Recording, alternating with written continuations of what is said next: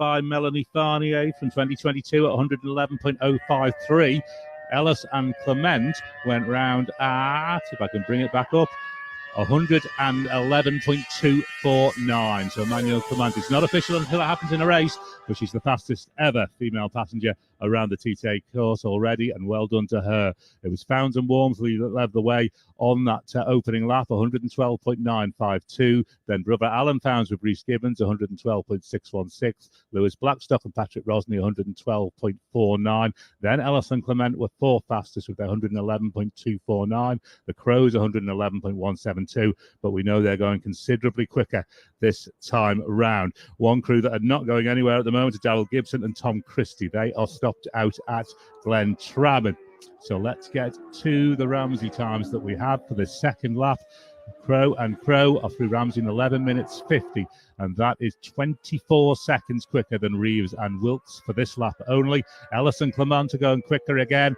They're into Ramsey in 12 minutes 30, so that's another 16 seconds or so down on Reeves and Wilkes. Then the Ramsdens, fourth quickest. The other outfits through Ramsey, Wayne Lockie and Matthew Rostrom, Sean Chandler and Ben Chandler, Conrad Harrison and Ashley Moore, and Dave Molyneux, who we know pulled in at Glen Helen and then proceeded. He's now made it through Ramsey as well. So on to the climb of the mountain for this lap. Let's see if we can get an idea of that sector time for the Crows.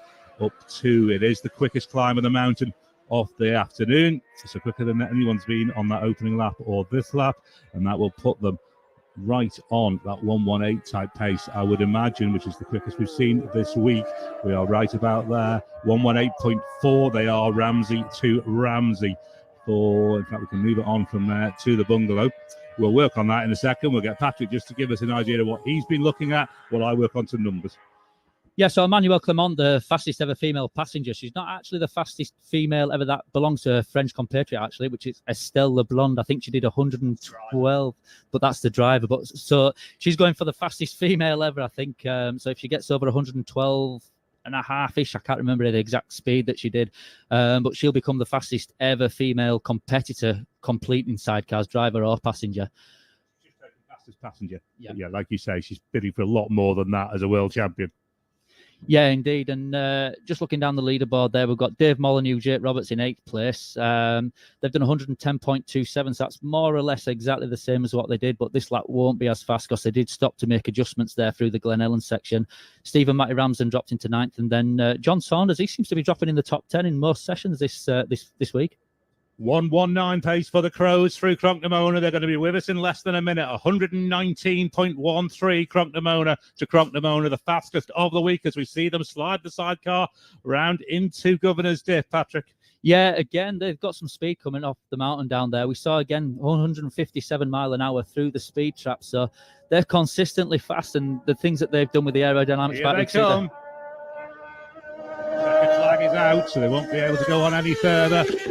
119.191, the fastest lap of the week so far on the sidecars for the Crow boys. Yeah, pretty consistent for them guys. 118.8 the other day and then 119.1. So they've just dropped again into the sub 19 minute with an 18 minute 59.583. So fantastic for them guys. They'll see. I'm just looking for Tim Reeves this time. 115.26 for Tim. So 19 minutes 38. So 40 seconds back of the Crows, but again, improving on time and sort of getting up to where his best sort of lap time has been in recent years. So 115.26. Tim will be happy with that, and sort of the first lap just bedding the engine in, then going for it on the second lap there. The gate is now closed. There was an outfit got away very late on while we were concentrating on the Crows coming over the line. But that is, as you say, Patrick, the fastest time of the week as well for Tim Reeves, 115.26. So he will be happy with that. But that Crow lap, 119.191, upping the pace from the high 118 earlier. As we now see Dave Molyneux coming up Halewood's Rise as well, out of the bungalow up towards the Brandywell Junction. And so Dave is going to probably make it back, hopefully, after having stopped to make some adjustments. Yeah, we'll have to keep an eye on that Pete Founds and Jevon Walmsley time as well, because they spent a lot of the time in the pits sort of making adjustments. It must have been quite a big adjustment for that. They spent most of the time that they had sort of before they could get out not too close to the checkered flag going out before they managed to get back out on track. So it must have been a good long adjustment. So they must have had a few problems there. So we'll have to wait and see what their lap time looks like, because I imagine that they'll be sort of trying to push on this lap. Well, they're through Glen Helen and they're 10 seconds down on the Crows' time. Although the Crows' time is a flying lap, we would still be looking standing start about a 4:49, 4:50. They're 4:55 to Glen Helen. It's normally from a standing start lap to a flying lap. The difference is about 10 seconds, to be honest. And it's not a normal flying lap because they come out of the holding bay and down the pit lane, and there's a 60-kilometre speed limit until you sort of release your pit limit out of the end of the pit lane. So it would be about on par, I would imagine, with the Crow Boys through that first section, because you could easily lose 10 seconds just sort of trundling down pit lane from where the timing beaker is at the start line. We will keep an eye on that as we go around. We get another outfit completing there. It is Emmanuel, Clement and Todd Ellis, and they're 112.991, nearly 113 for Ellis and Clement. I'll have to check on the time, but she quite possibly could be the fastest ever sort of female competitor in the sidecars. So I'll just have to check on the time that Estelle LeBlanc did a few years back, but that could quite possibly be the fastest ever female competitor, driver or passenger round here. So that's brilliant for them. They're just sort of building up nicely. You know, they've gone out and they did 109 the first night, then they did 110, and they've just knocked it up to just short of 113 mile an hour, so a 2 minute 2.116, so just above the 20 minutes 2 seconds 0.116, so just above the 20-minute barrier there. So they'll be well happy with that. That's brilliant showing. Absolutely. Just to slot that Founds and Walmsley lap, who obviously went out fairly late in the session. They are, second fastest to Glen Helen of this second lap, if you like, although theirs is a second lap standing start, whereas other people's is a second lap flying lap, as you said. So the Crow Boys quickest as far as Glen Helen, then Founds and Walmsley, then it was Reeves and Wilkes who we had back here to complete their lap. If we move it back on now and try and get an idea up at the bungalow, while we do that, we'll go down to Chris Kinley. Yeah, hopefully he's going to grab a quick word if we can. He's just speaking to Richard from Maxton there at the moment. It's Callum Crowe. Just grab him if we can. He's just on telly first. Steve and Matty Ramsden have just gone past us as well, as is Todd Ellis and Emmanuel Clement. Just let Richard just finish his chat with him if we can. Cal, just a quick word if you don't mind. Sorry, Richard, again. Sorry, Rich. Cal, how was that lap? How did that feel? The first lap nice and steady? Well, I told him to pull in at Ballacrane because I was going out of Union Mills and I felt like I could smell petrol. And then I thought I seen it. I don't know whether it was sun glazing down on the platform or not, but I told him to pull in at Ballacrane. And he said, do you want to carry on? I said, well, maybe I'll carry on. It gets any worse, I'll just tell him. But other than that, it was a bit flighty on the rear in some places, but it was a good lap. Good lap conditions out there, good? Windy in some places. Oh, dear. I'll let you get down, have a rest. All right. Cheers, Chris. Cal, cheers. Thank you very much for that. So, Patrick, there you go. Another passenger, another driver saying about how flighty the outfit feels. Yeah, so it'll just feel, rather than it being planted to the road, it'll just feel like it's floating on the sort of surface, and it'll be like a little bit like in the fast corners, it'll just be sort of flicking on the handlebars and like the back end letting go, so that it won't be as planted. But like I said, these guys are so short on setup time because of the missed sessions that they've had. So everybody's playing catch up, but everybody's in the same boat. But I saw Callum there talking to it was Dean Ride, which is actually Kyle Ride's dad of the VSB. He's a big sidecar man. So they were just having a chat down there, and he's a good man to have in your team for setup and things like that. But no, them boys will go back and they sort of look at the data, and like I said, they've all got data logging on their outfit, so they know how much the suspension's working, and they can see when the suspension tops out. So when the suspension tops out on the rear tyre especially, it's going to start spinning because you've got no more contact with the road, that you haven't got any more suspension travel to push the tyre back into the road. So they'll go back and they'll sort of reassess and look what they can do with that, what's different. But again, these guys have got a different aero package, so that could all be to do with it, you know. If they're slippier through the air, they haven't got as much downforce. So these are all things that they sort of got to go back and sort of look into. Conrad Harrison's just finished his lap as well. I nearly said with Mike Aylott on the chair then. What was this lap, Chris Boyd? 107.02, one or two other finishes as well, just to bring you. Molyneux and Roberts made it back here. It was a 99 mile an hour lap, but obviously we know they pulled in. As you say, Conrad Harrison, Ashley Moore, 107.021. The Chandlers, Sean and Ben, 107.298. And Wayne Lockyer and Matty Rostrom, 109.17, Chris. Yeah, just waiting to see if anybody else is going to come into Parc Fermé. Don't think they do. And interesting, we were just being bet in on the conversation as well. Callum looked absolutely knackered. He did. Yeah, I think the physicality of it, again, as we keep talking about, but especially for that passenger. And I was just remembering, because I saw somebody very like him on the television with the No Room for Error documentary. But remember last year what he went through physically after he had that little bit of a clip on the wall, how he got out there and did as well as he did. But the stamina of these passengers is something else. Yeah, it'd be something that we're going to set you up with at the Festival of Derby in Grand Prix week, so you're all right for that one. As long as it's standing still, that's fine. Yeah, it'll be fine. Yeah, we can do that. So, Jenny, what do you make of the thoughts on Ryan and Callum Crowe, 119 mile an hour lap? Yeah, it's fantastic, isn't it? I got to see them before practice session started, and they were trying to squeeze that fairing back on there because they said they'd obviously made those modifications to get lower. Ryan was saying he was having to stick his head over the top of the fairing to actually see last year, so they've obviously made the modifications to the fairings there and whatever else. The thing with the Patrick was saying with the engine being tilted forward as well to get the machine lower, and obviously all the work they've done from last year to this year, it's obviously paying dividends, and it's incredible, isn't it, the speed they're going. There's an interesting. We've obviously got the solos coming out in a minute, and somebody just come on big fist bumps there. I can tell you, number 20 just finished their lap, and also number 24 both finished their laps as well. A lot of them not complaining, but just not happy the way the outfits are not handling. But again, Jen, that's down to time. Yeah, exactly. Like Patrick was saying with the tyres, that's interesting, isn't it? Because that's thrown up a complete different curveball for everybody. They haven't had a huge amount of practice, and I think lots of them are kind of guessing with a setup in order to compensate for the lack of tyre wall on the tyre and the feel that gives them. So they're trying to replicate the feel with the old tyre for this new tyre. And yeah, it's interesting all the little tweaks that they're making. And Richard's working hard on it from Maxton because he's going around everybody having to just help them make those little tweaks that they want to make. How different is it when you move from manufacturing? You're riding your solo bike, you're being a Dunlop. The next year you might be Pirelli, then you might be Metzler.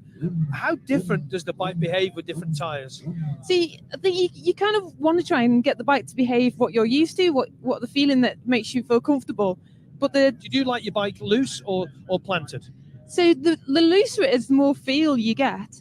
But then you don't want it that loose that it's slowing you down. So you'd always set your bike to get the feeling get the feel for the tires. So your brain is literally always in contact with the tire, isn't it? And that's sort of where you know where you are and where you know where the grip is.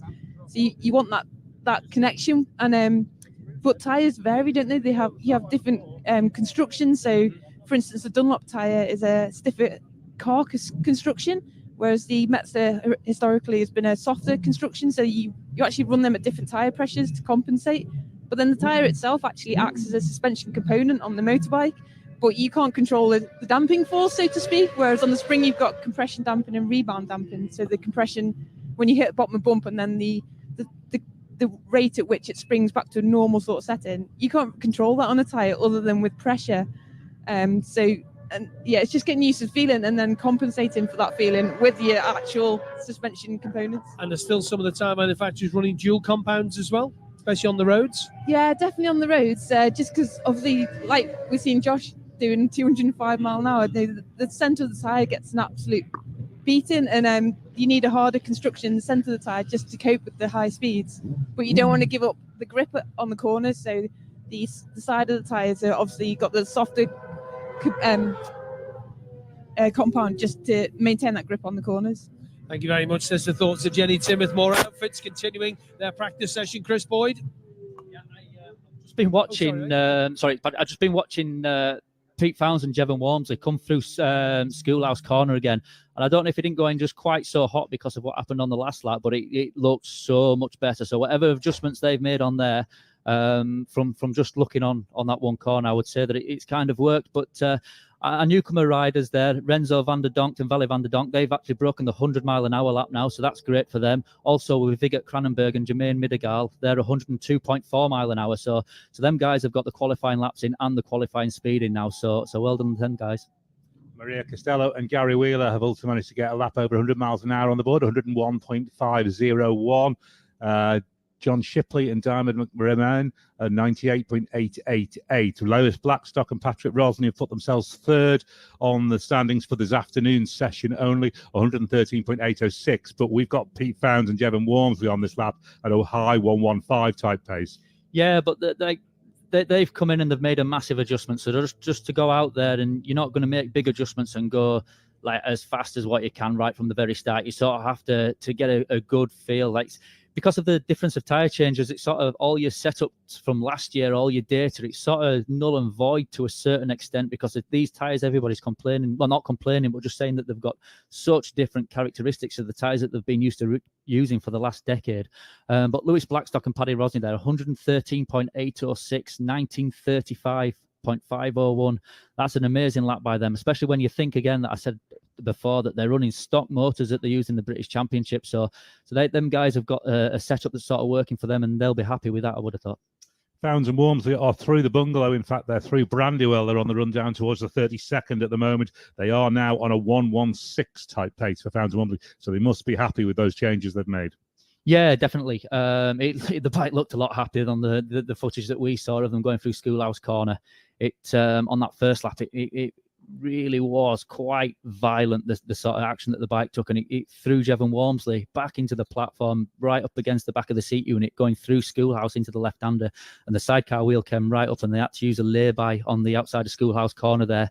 But yeah, if they're doing that pace, they'll sort of go out, because it would have sort of made them think a little bit and not just go out and do what they did last year. It sort of makes you think, and because they spent so long adjusting things, it was obviously quite a big adjustment. So just to go out and get straight back onto pace again, you have to sort of get used to the different characteristics and handling of the bike.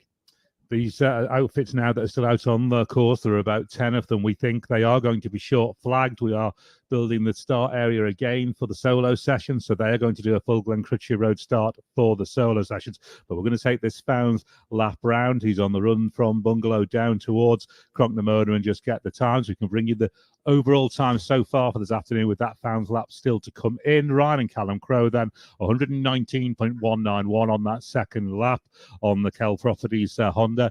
Then Tim Reeves and Mark Wilkes on the Bonovo Action Racing Carl Cox Motorsport Honda, second fastest at the moment, 115.26 with that Founds lap potentially to come. Lewis Blackstock and Patrick Rosney on the Dave Holden Racing machine, they are 113.806. Then our world champions Todd Ellis and Emmanuel Clement with that superb lap, 112.991. Pete Founds and Jevon Wormsley currently fifth on their first lap time, but we know they're out there on a second one and going quicker. Brother Alan Founds with Rhys Gibbons, 112.616. Stephen Matty Ramsden, 110.666. And then as we go down the rest of the top 10, we've got Darryl Gibson and Tom Christie, who we know have stopped out there on the second lap out at Glen Tramon. Dave Molyneux and Jake Roberts with their first lap time, because they pulled in on the second lap at Glen Helen, although they are now back here at the grandstand, 110.27. 10th for Wayne Lockie and Matty Rostron, and that just pushes the Saunders, John and James outside the top 10 at the moment. Then Greg Lambert and Andrew Haynes. The Chandlers, Sean and Ben, are 13th fastest on the afternoon. Then Conrad Harrison, who's got a good lap in, 107.021. What are you seeing, Patrick? Yeah, Pete Founds and Jevon Wormsley, they've made it to Cronknamoda, doing 119.43. So it's a good pace up to there, but obviously we'll not get a true reflection with them being short flagged, because you have to slow down quite far back at down Glen Crutchley Road there, and I think we can just sort of hear them get off the throttle as they're rolling back in. Yeah, that you can see the boys in the background there. Yeah, so they've come in, and that's, we'll see when their lap time comes up. Cronknamoda to Cronknamoda, it was right on 116 pace, 116.07. There it is, 115.885, which, as you say, is just backing off a little bit. Yeah, so that they would have lost sort of a mile an hour. So it would have been sort of a 116 and a half ish, we would have thought, if they didn't short lap them there. So yeah, to go out there and have a moment like that, and then come back and make a load of adjustments and go out, I think they'll be relatively happy. I don't think they'll be fully happy, but they do have another session this evening to go at. Let's get down to Chris Kinley, who's with Pete Founds. Yeah, he's just been shown his lap time and all the data, which I'm sure they're going to have a little look at when they get back. You give a bit of a. Well, I know one person who did shake his head when he come in was John Holden. He managed to get back and maybe grab a word with Pete just before he disappears. Pete, sorry, just jumping because you made all the changes. Did it work? we're getting there. We're getting there. Yeah. What were you changing there before? We were trying to describe what you're doing. Suspension again, was it? Yeah, a little bit on suspension, and obviously the gearing. We've got a fresh donkey in the chassis, so yeah, we thought we'd try a different taller gearing and see how it pull it. But yeah, it struggled a little bit. I think maybe it's windy today as well. Conditions, just say there's the wind. What's the track conditions? Dry all the way around? Yeah, track conditions are really good. Yeah. just the wind really. You can feel the wind getting you at a certain part of the track. I think it might be just be holding us back, and if it holds us back, it probably do the same for the two-wheel boys. What a moment you had at Schoolhouse in Ramsey. Yeah, just a bit overeager on the first lap. With the one of the things for this morning's session was everyone went out on full fuel loads. So we I think I just didn't take that into accommodation, and got a bit leery.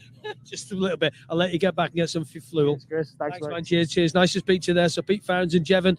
Hopefully Jev is all right. You all right, Jev?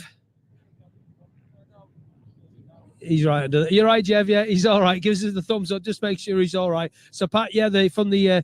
Do you know what I'm saying to you tonight? The goalkeepers in football had a goalkeepers union, the Sidecar passenger union. Jevon's smiling. He's happy anyway, Pat Ferrans. Yeah, if they've got a smile on the face, they are happy. But I've just actually got confirmation that Emmanuelle Clement is actually the fastest ever female competitor around the TT course. So that lap there of 112.991 puts her the fastest female sidecar competitor out of everybody. It was actually Estelle Leblond was 110.72 in 2018. So this is obviously, I've just been reminded, it's unofficial as we're not in a race. I'm just going to grab Greg Lambert if I can.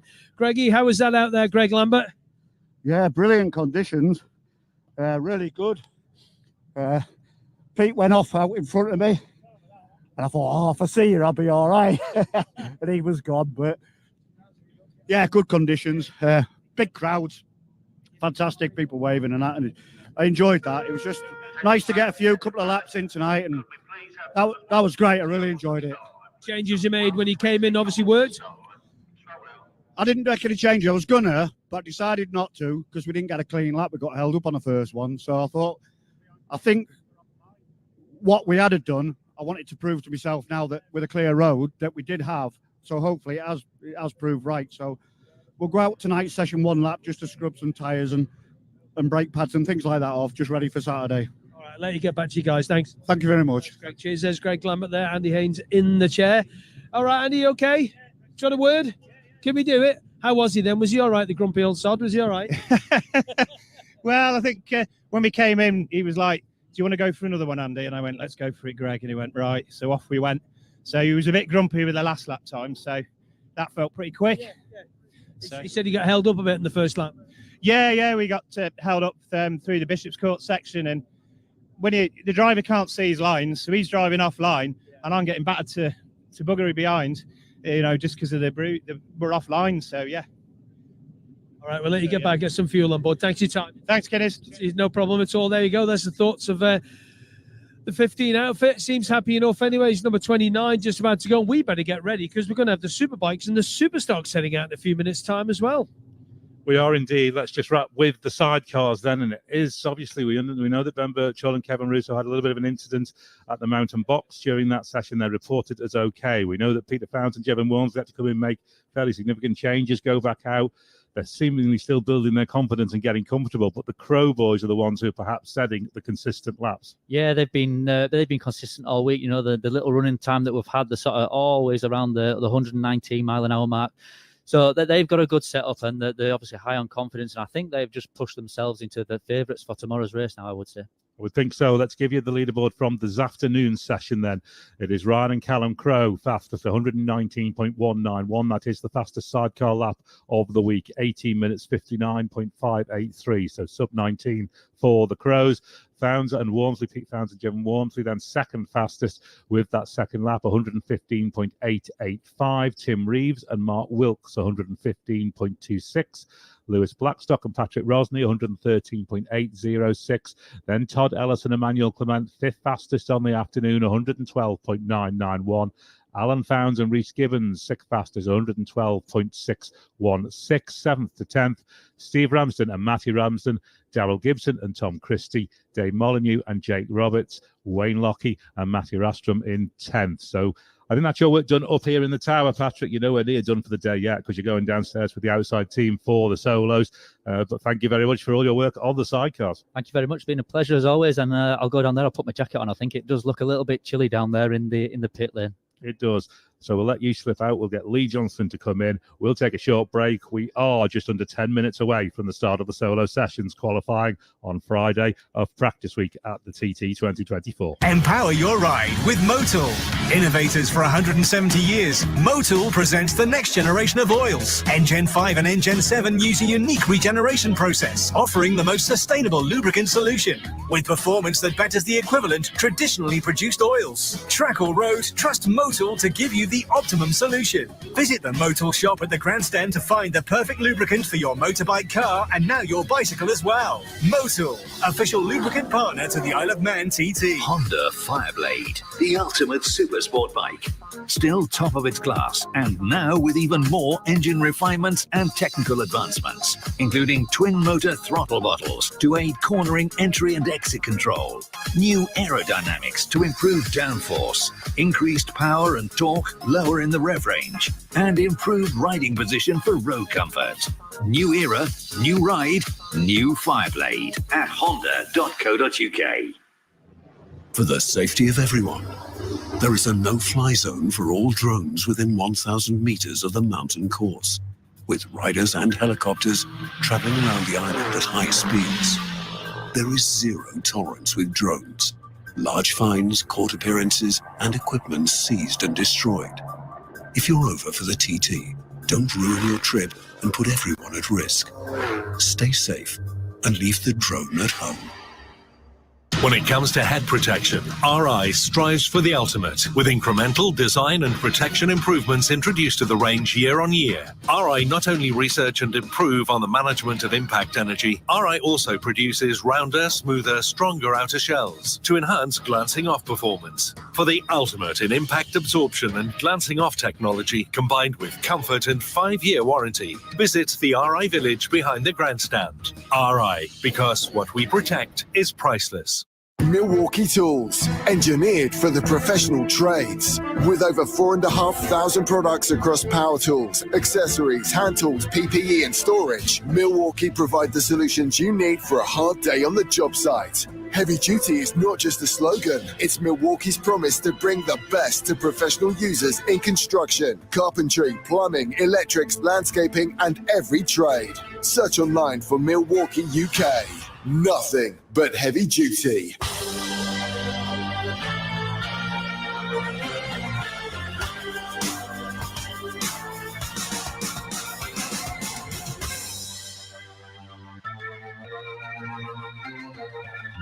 Friday afternoon then, qualifying at TT 2024. We've just seen Ryan and Callum Crowe go fastest in the sidecar session, 119.191. We are, 6.5 minutes or so away from the start of the Superbike and Superstock qualifying session at 2:15, then at 3:05 a Supersport and Supertwin session. So let's get straight outdoors, straight down to Glencrutchy Road and Chris Kinley. Yes, good afternoon, everybody. Yeah, it's getting busier down here. I'm just going to jump in quickly and grab a word with Phil Crowe. We're not spoke to Phil yet. It's the obligatory team photograph just been done. My goodness me. I didn't want to get in the team photo. Phil, how are you, mate? Yeah, not bad, not bad. We'll see what tonight brings. Another go on the Superbike. We had decided to lay the Superbike up and just ride the stock bike, but we lost an engine for the stock bike on Wednesday night, was it? Yeah, Wednesday night. So now we've got to spread the load between the two bikes. Just make sure we've still got at least one running bike left for the big races. How's everything else been, apart from the problems that everybody's had with no track time? What are you doing to keep your mind calm and chilled? Yeah, that's it. You've just got to keep occupied. The more time you sit there, the more you think about it, and sometimes that's not a good thing. But we're ready to go now. Not many minutes left, so all good. Thanks for your time, Phil. Cheers, man. Cheers, man. I'm here with Daryl Tweed, and you are looking remarkably relaxed. I usually don't cause too big a stir with these sort of things. Just try to stay calm, so I do. Tell us how your past few days have been then. Past few days have been good, so they have sort of just getting my eye back in. It's been 5 years since I was here, so I was sort of just first couple of nights re-familiarising myself with the place, and then the last couple of laps I got there, so I was starting to pick up the pace again. So it's been very good. Wee bit disappointing we didn't get all our practice this week so far. Sort of felt like I needed every bit of it, but sure, it's the same for us all. And 5 years is a fairly long time to be away. What's the biggest change you've noticed? There's trees down, there's walls built, there's new tar in, there's quite a few changes since I was last here, so there is, but good job as you still go down to the bottom of the road there and go right.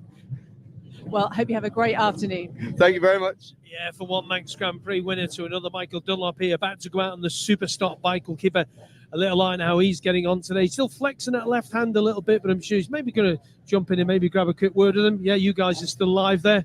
Michael, quick chat on Radio TT. How are you? Nice to see you. Yeah, 100%, yeah. How's the hand? How's the wrist? How's everything? You go well? Oh, we're getting there. Just keep plugging away, see what happens. Have you found it so far, TD24? It's been tough for everyone, hasn't it?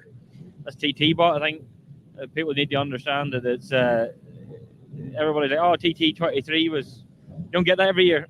Be nice, wouldn't it? Good Northwest for you though. Podiums everywhere. Oh, it seemed all right. Yeah, just kept plugging away. Not like by the time on the bike, so it's a wee bit more here, but that's just the way it goes. We just keep plugging away. Good luck for today. Cheers, boss. Cheers, man. Thank you.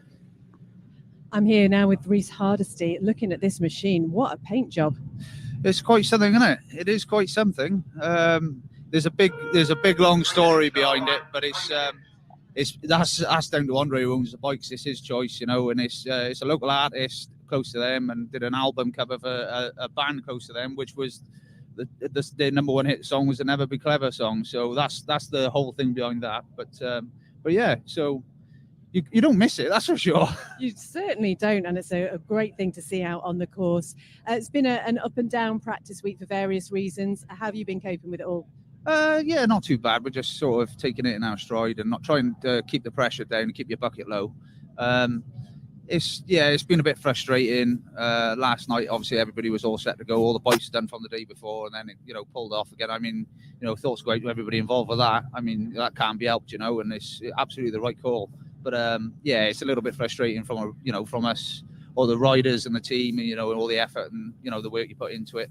But that's how it goes, So it was a bit frustrating earlier on in the week with the mixed qualifying. We didn't quite get a clear lap, and with the weather as well, So, but all in all, yeah, we'll just keep chipping away, try and get a bit of speed out of the Thau, and hopefully the changes have worked a little bit there in our advantage, and try and get a clear lap on this. Try and get further than Glenn Duff the other night. So shout out to the marshals there who put me out when I was up on fire. So. Actually a special mention to Andy Dudgeon and his better half as well for bringing me back. Without them, I wouldn't have got back. So I mean, it's brilliant. Like everybody's in it together, especially with Andy racing and successful around here. And the dog in the back had to hold on in the Porsche, like so. Yeah, it was good shout. Like yeah, so big thanks to them. Oh well, fingers crossed for you today, Rhys. Thanks for talking to us. Diolch yn fawr. There you go. Yes, well done to Rhys. Good to hear from him. Always get a good thoughts. And he's a really good 250 rider as well. There's a lovely 500 classic Suzuki had on the pre-TT, and not sure if he managed to get it out on track though. Number 3 is on track. He's right at the front at Glen Crutchy Road on that start line with Mark Pendlebury. Going to be taking him away in 1 minute time. Off the line will be Chris Boyd. Absolutely. We wait for the start of the solo sessions then. Qualifying here at the TT. We can see Jamie Coward. Looks like he's lined up next on the grid. We see Peter Hickman rolling down into no man's land as well as we look down onto Glen Crutchy Road, where it is a little bit overcast, I have to say. Lee Johnston's with us. Afternoon, Lee. Yeah, it does look a little bit more overcast than it did 5-10 minutes ago, but we've had a quick glance on the camera up on the mountain and everything looks clear to go. So yeah, we're going to get underway rather shortly, I think. We are indeed. We're less than 30 seconds away, 25 seconds or so from the start of this session. It is, of course, Davey Todd, who is fastest on the Superbikes. And that was, 131.821 on the Milwaukee BMW on Wednesday night. So the last 10 seconds or so then before Dean Harrison, who lies, 14th fastest only on the Superbike on the Honda UK Honda, 125.909 is his best. And he's about to get the nod away. He goes.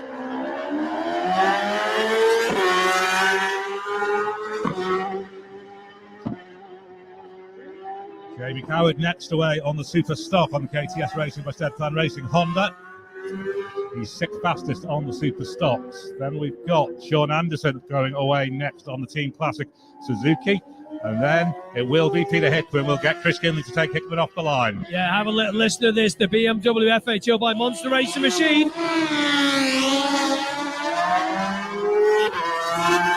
Number 5 is next, James Hillier. This time on the Superbike, the white plates or the black numbers, the WTF Honda. A nice and easy way for James Hillier. Number 7 is next. Teammate to Peter Hickman is Josh Brooks on the number 7 bike. Superbike this time, 123.856 and away. Oh, a little blip of the throttle there. 4, he's on Superstock. That's the red plates with the white numbers. It's Ian Hutchinson. He hasn't got a Superbike lapping yet, but he's on the Superstock this time. This is the one that we were talking about earlier on, the camera they had on Davey Todd. That is awesome. We're going to watch that on the IOMTT website. Absolutely fantastic to watch that lap. And he is away. Number 8, Davey Todd, quickest at 131.8, 129.2 for John McGuinness. He's next on the number 1 bike. And he is away on the factory Honda. Number 6 is next. Nice to get a word with him. 131.72, second quickest. Michael Dunlop on the Superbike, but he's on Superstock this time. Phil Crow is next on the Superbike machine. On the 19 plate, Big Phil, and he's away, and the hand trans on the side of that. Wow, he's away, looking good. Number 12, Dave Johnson, the Australian, 7th quickest so far on the Superbike at 128.3, and Davo gets away. 15 is next to go, Rob Hodgson, 10th quickest so far. He's on the SMT Honda at 126.685, and he's away. Number 20 is next. This Superstock again is Mike Brown and Lee Johnson. Bring you in on this. Mike on the Aprilia. A strange choice, but he's going well on it, isn't he? Sorry, I was trying to ask JP a question in the background. I want to throw it down there. So the big thing now is that the Superstock bikes are all on slicks now. And that wasn't the case a few years ago. But in British Championship, the slicks have to be a harder compound than they have to be in Superbike. Is that the case on the road, or does anybody down there know the answer to that question? Do you know the answer to that one, Jen? As far as I know, you can run any compound you want. So yeah, like in British Championship, they do have to be the SE2, the harder compound, as far as I know. But I think for this, you can have anything you want. Yeah, so that's a big advantage. Both, obviously, you've got the full kit electronics and the same soft compound slick. So I think there's chance of the Superstock times being even better now. Number 14 and number 11 have gone away. Michael Rutter on the Superbike, Connor Cummins on the Superbike. Back to Superstock we go with Mikey Evans, number 28, the local rider, the Manx Grand Prix winner. 21 is next, James Hines, 15th quickest so far on the Suzuki Superbike at 125.83. Brian McCormack is next on the number 23 bike. 19th quickest for Brian, 124.766. Launch control. That sounds awesome. 24 is Paul Jordan PJ at 125.725 on the Jackson Racing Honda Superstock machine this time. 38 is just behind him now is Matt Stevenson, 23rd quickest on the Superbike. He's about to go on the Dafabet Superstock machine. We'll take 29 away, which is, of course, local rider Ryan Kringle at 123.877. We'll hand back up to you, boys, because you want to get the first split at Glen Helen. Chris Boyd. Absolutely. We saw Michael Dunlop on the Superstock machine over Argos. The thing double bounced on the rear wheel, Lee. It went up over, it caught the back wheel, and it went up in the air again. Yeah, that sometimes unsettles the bike a little bit more, especially if you shut out of the throttle at that point and it lands crossed up on the front wheel. But yeah, as we know, Michael wasn't one for rolling off. So yeah, he just rode that right out of there. And he looked quite confident and comfortable in doing it, as we noticeably see. We get the first riders into Glen Helen. It is Dean Harrison, but we understand somebody is flying a drone around the Glen Lock area. The police are onto it. Do not fly drones. It is a no-fly drone zone around the TT course. You cannot fly drones. We have helicopters and all sorts in operation. No drones to be flown. If you are operating that flown out in the Glen Lock area, bring it down now, please. Okay, we bring the first of the riders then out through Glen Helen. It is Peter Hickman who's fastest out as far as Glen Helen. It's Dean Harrison who's leading on the road. And as soon as Dean Harrison left the line, you said split throttles. Yeah, you could hear the complete difference in noise. If you're out there watching or listening, you'll hear Dean Harrison's Superbike Honda sounds completely different to Jimmy Coward's, which is the 23 model, as Dean is the split throttles on the new model, and also Michael Dunlop. But yeah, those bikes sound completely different if you're out there listening. We're going to wait for Michael Dunlop just to arrive at Glen Helen. Hickman's split time is a 4:14.2. Davy Todd's fastest of the week so far is a 4:18.1. So we're 3.9 seconds quicker, and that's a standing start lap for Peter Hickman. He's really up the wick now. Yeah, that's really impressive from Hickman out of the gates, and he's not known for being like that. He's not a rider that attacks straight away. Sometimes in races we see him come good, and honestly, it's probably not the advantage of the Dunlop tyre either. If you were going to say to attack straight away, you'd prefer to be on a Metzer tyre for that. But yeah, Pete's really making that work right now. John McGuinness is through Glen Helen. Peter Hickman is the fastest, as we said, 4:14.2. Then Davy Todd, a 4:15.2, so 3 seconds slower. Dean Harrison, third fastest. Michael Dunlop is now there, fourth fastest overall. Fastest of the super stocks, a 4:18.4. Then John McGuinness and Josh Brooks round out the top six as far as Glen Helen. So we're going to be watching both the Hickman lap and the Dunlop lap here on the super stock machine, his MD Racing super stock machine. And you can't discount the amount of work that Michael's putting into his own concern, as well as trying to then run the Hawk bikes and other, but he's building his own engines, building his own bikes to run in the super stock and the super sport type classes as well. It's a huge effort. Yeah, there's obviously people think that he maybe does these things himself. He's got very, very good people around him and people that he's been involved with for a long time. And I think that's sort of the thing that Michael needs or wants in his racing environment. He wants people he can trust, and there he doesn't really change the environment with inside the team. Even though he changes the bike and the brand of bike, it's always the same guys in there working for him. But just looking out the window of the commentary booth now, the wind seems to have calmed down a little bit to what it was doing earlier. It doesn't seem quite as bad. So hopefully we're on for a good lap time here for Peter Hickman. No, indeed, it was due to ease as we went through the day, and that does seem to be the case. There is still quite a lot of sort of lowish cloud, but it's at a high enough level not to be an issue, and let's hope that continues to remain the case. We're waiting, obviously, for the guys to arrive out at Ballaugh. We've still got another 10, 15 riders to leave us here at the grandstand as we're waiting for the leaders to arrive out at Ballaugh. There's no shortage of action happening on the TT course this afternoon as we now get Dean Harrison into Ballaugh. He is there. We'll wait for the others to come through to get sort of a representative idea of the time as far as Ballaugh is concerned. On the fastest lap of the week we've had so far, Davy Todd was there in 7 minutes 24. Dean Harrison's only just out that. He's there in 7:25. Hickman's there in 7:18. My, oh my. 6 seconds, more than 6.5 seconds quicker than we were on the fastest lap of the week so far. Hickman is going for it from a standing start here. Yeah, he's pulled four seconds on the first sector and another 2 on the second sector. So yeah, honestly, I think the big push from Pete normally comes over the mountain run back. That's normally where he seems to make up the time, especially on them famous few races we've seen recently with Dean Harrison. Pete seems to be really strong over the mountain. But yeah, so let's hope the wind has calmed down up there. Quite a few of the guys have been complaining of that during the week and stuff. So yeah, we want to see some nice still dry conditions as Davy Todd's just gone through into second position. And Davy Todd is actually quicker in that Glen Helen to Ballaugh section than Peter Hickman, only marginally by not even 0.2 of a second, 1.5 tenths of a second or so, but nonetheless, Todd Hickman, we're certainly getting the pace we want to see now. Yeah, and obviously these two guys are on different teams but on identical machinery. Maybe one runs, Davy Todd's on K-Tech suspension and Peter Hickman's on Olin suspension. But apart from that, I'm wrong. Davy Todd's on Metzer tyres and Peter Hickman's on Dunlop tyres. So yeah, both same brand of motorbike, BMW. Probably, I would say, both factory supported with factory engines, and the rider will get to choose the spec of the engine, so that's down to them. But yeah, the big battle will be then in the suspension and tyre front. Michael Dunlop is also on a really quick lap on the MD Racing Superstock machine. He's 2 seconds quicker than Davy Todd's fastest Superstock time of the week was on Wednesday night. He's out through Ballaugh in 7:24.5. Davy Todd's lap was 7:26.4, so 1.9 seconds quicker than Michael Dunlop. And these are standing start laps. So these daytime sessions, they love it, don't they? It counts for a lot, doesn't it?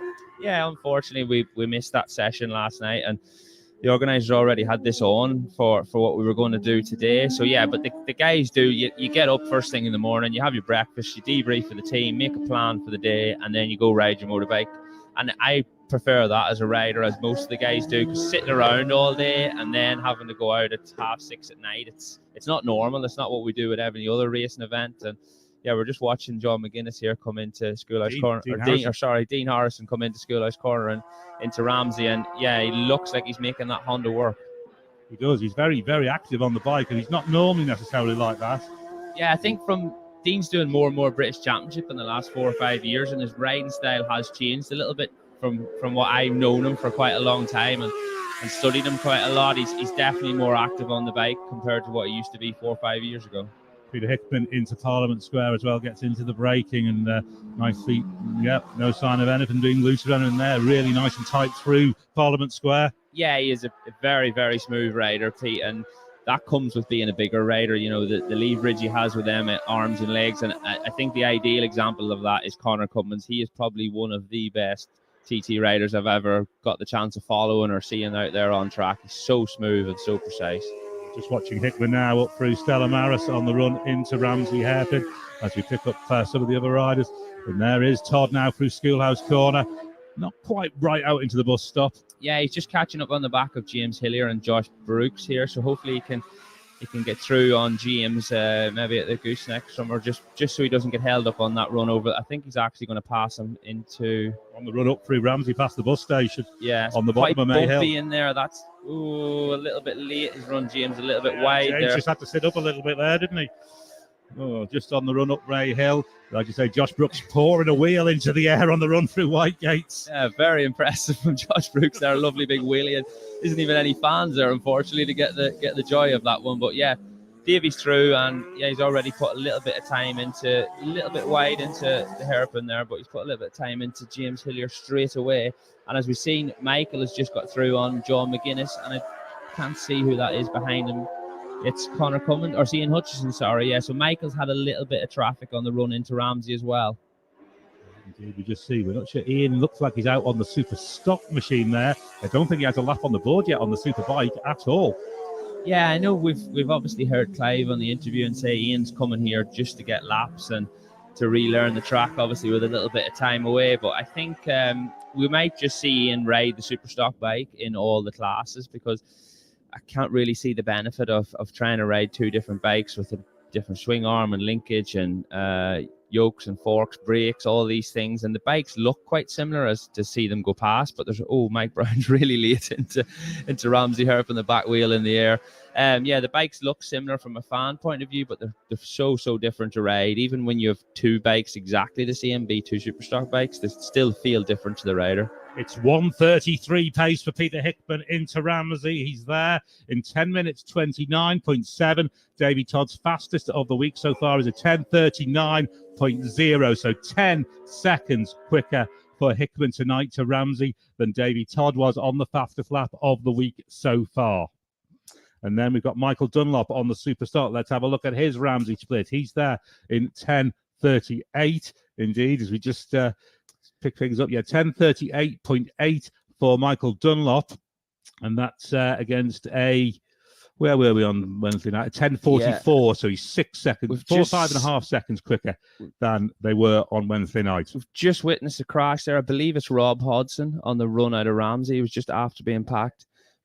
He's okay. He's up and he's jumped off the bike. So any of the team or family or anything's down there, I've shown it on the big screen here. So yeah, he jumped up straight away and he's run off. But the bike spun around on the road. So in case, there might be a yellow flag out there into that section. Will be. It was at White Gates by the looks of it on the run up out through Ramsey to the bottom of Stella Maris and then into Ramsey Hairpin. Dean Harrison is through the bungalow on this lap. So Dean looking a little more settled on the Honda on this lap. We'll see what the lap time is like, but it's this Hickman lap on the Superbike on the FHO BMW, and then Michael Dunlop on his own MD Racing Super Stock that we are following as far as the times are concerned. Yeah, going on back to Dean Harrison, realistically, he's probably 2 to 3 laps behind everybody else around him, what we would class as the big four. So, yeah, really important that he gets through here, and hopefully we want to see him do a flying lap, and that means that he's comfortable with with what changes have been made to that Superbike Honda. Getting quicker and quicker for Peter Hickman through the bungalow. It's 133.5 type pace now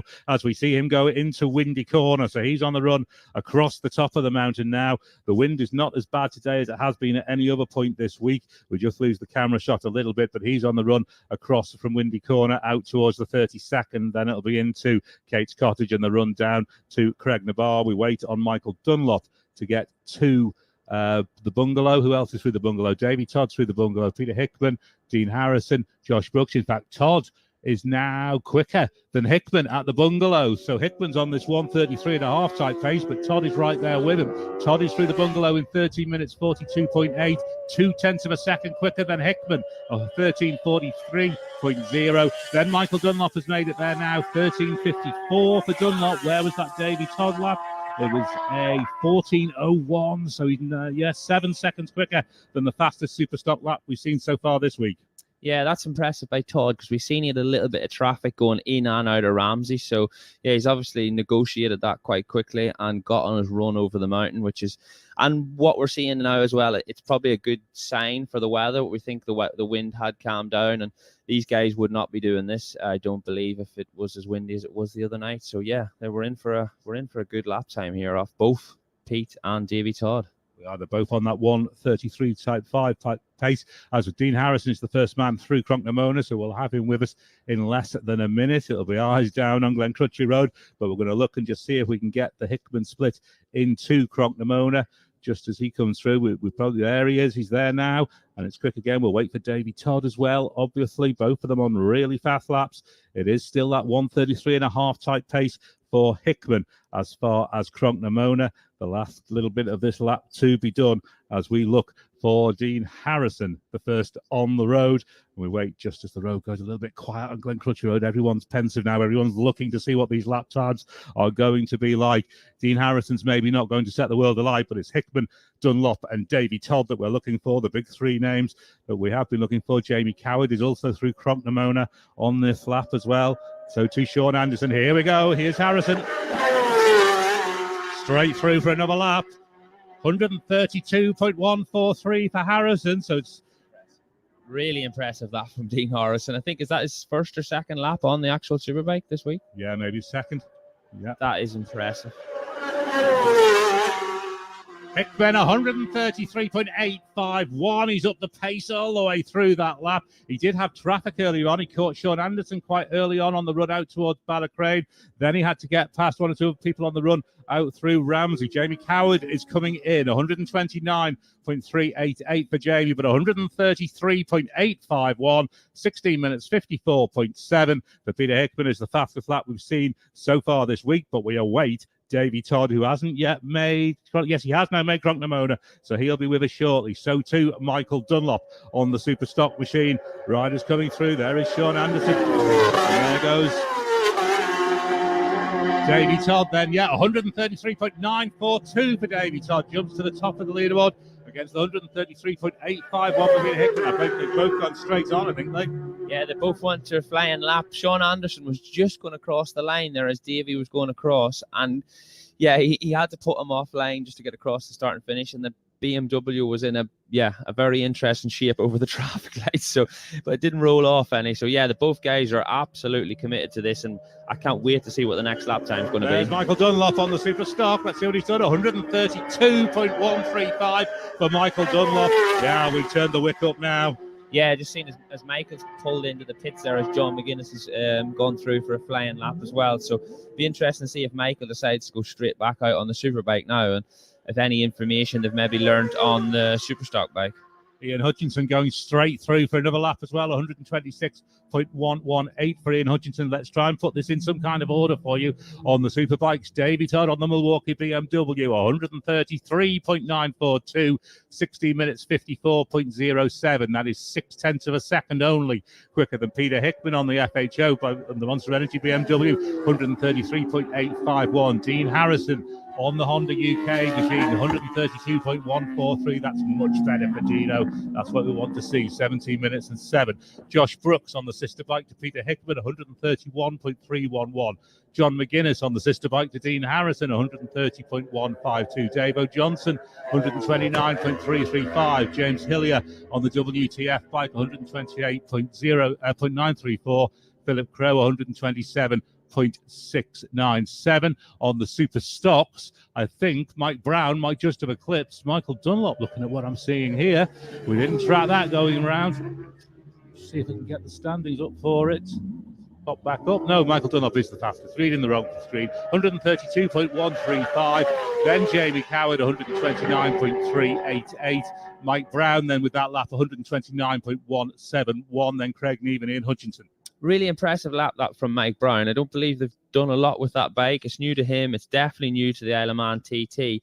And yeah, that's definitely going to be on. I think his big push this year is to be getting over that 130 mile an hour mark. And if he's doing that already, we've just seen a really big moment for John McGuinness over Ago's leap, foot off the foot peg.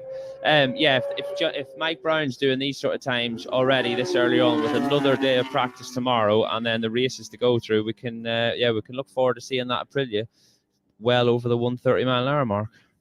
Absolutely. Just to reconfirm that Rob Hodson did have a spill at Whitegate in Ramsey, but he is perfectly okay.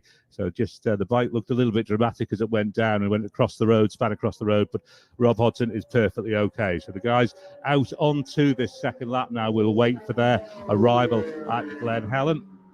Yeah, we're just seeing Connor Cummins come back into the pits there. Yeah, he's 125.5 on the Superbike. So yeah, there's still some issues there, unfortunately, for the Padgett Superbike. We've seen him the other night doing 129 on the Superstock bike, which was showing good signs of improvement, but they still seem to be struggling with that Padgett Superbike.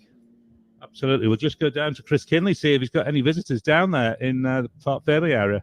It's quite quiet, to be fair. The only people who have come in has been Jamie Coward, has been Michael Dunlop, and Michael Rutt has just come in. Dave O'Johnson has just come in. Michael Dunlop in a little bit of a shake of the head as he got off the Superstock bike.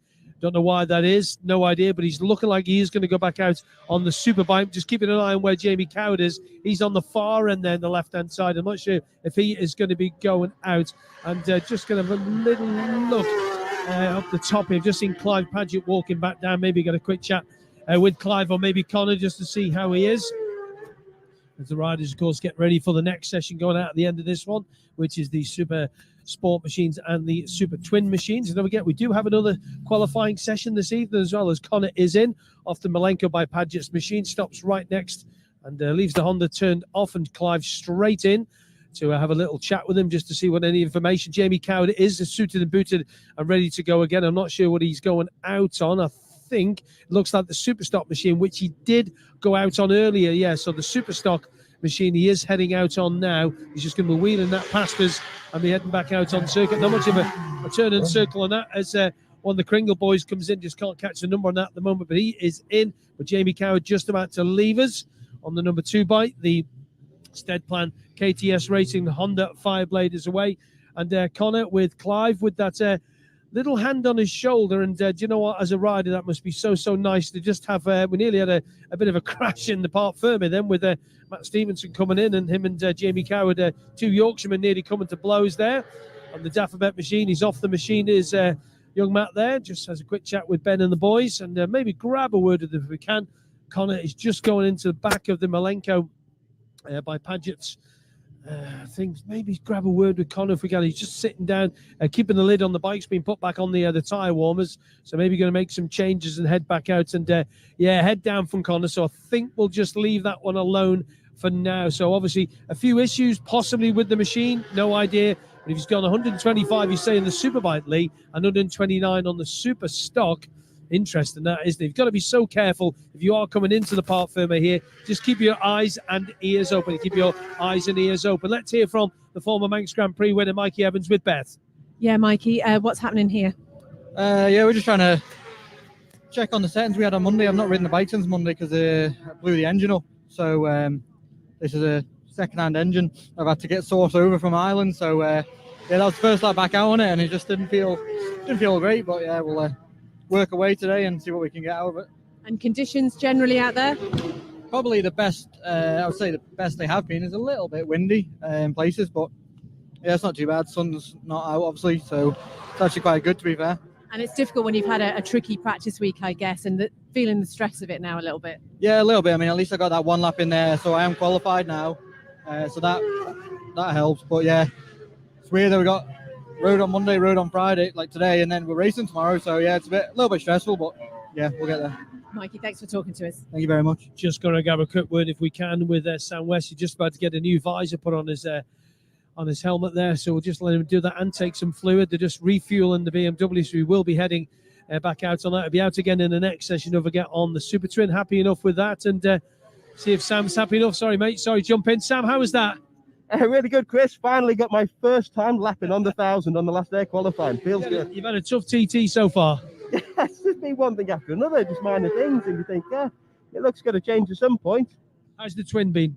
I haven't even had a chance to ride the Twin yet. I've never even ridden it in my life, so hopefully it goes okay after this big bike session. How was the first lap on the big bike there? Yeah, really good. Track's in great condition. It's nice not seeing any damp patches.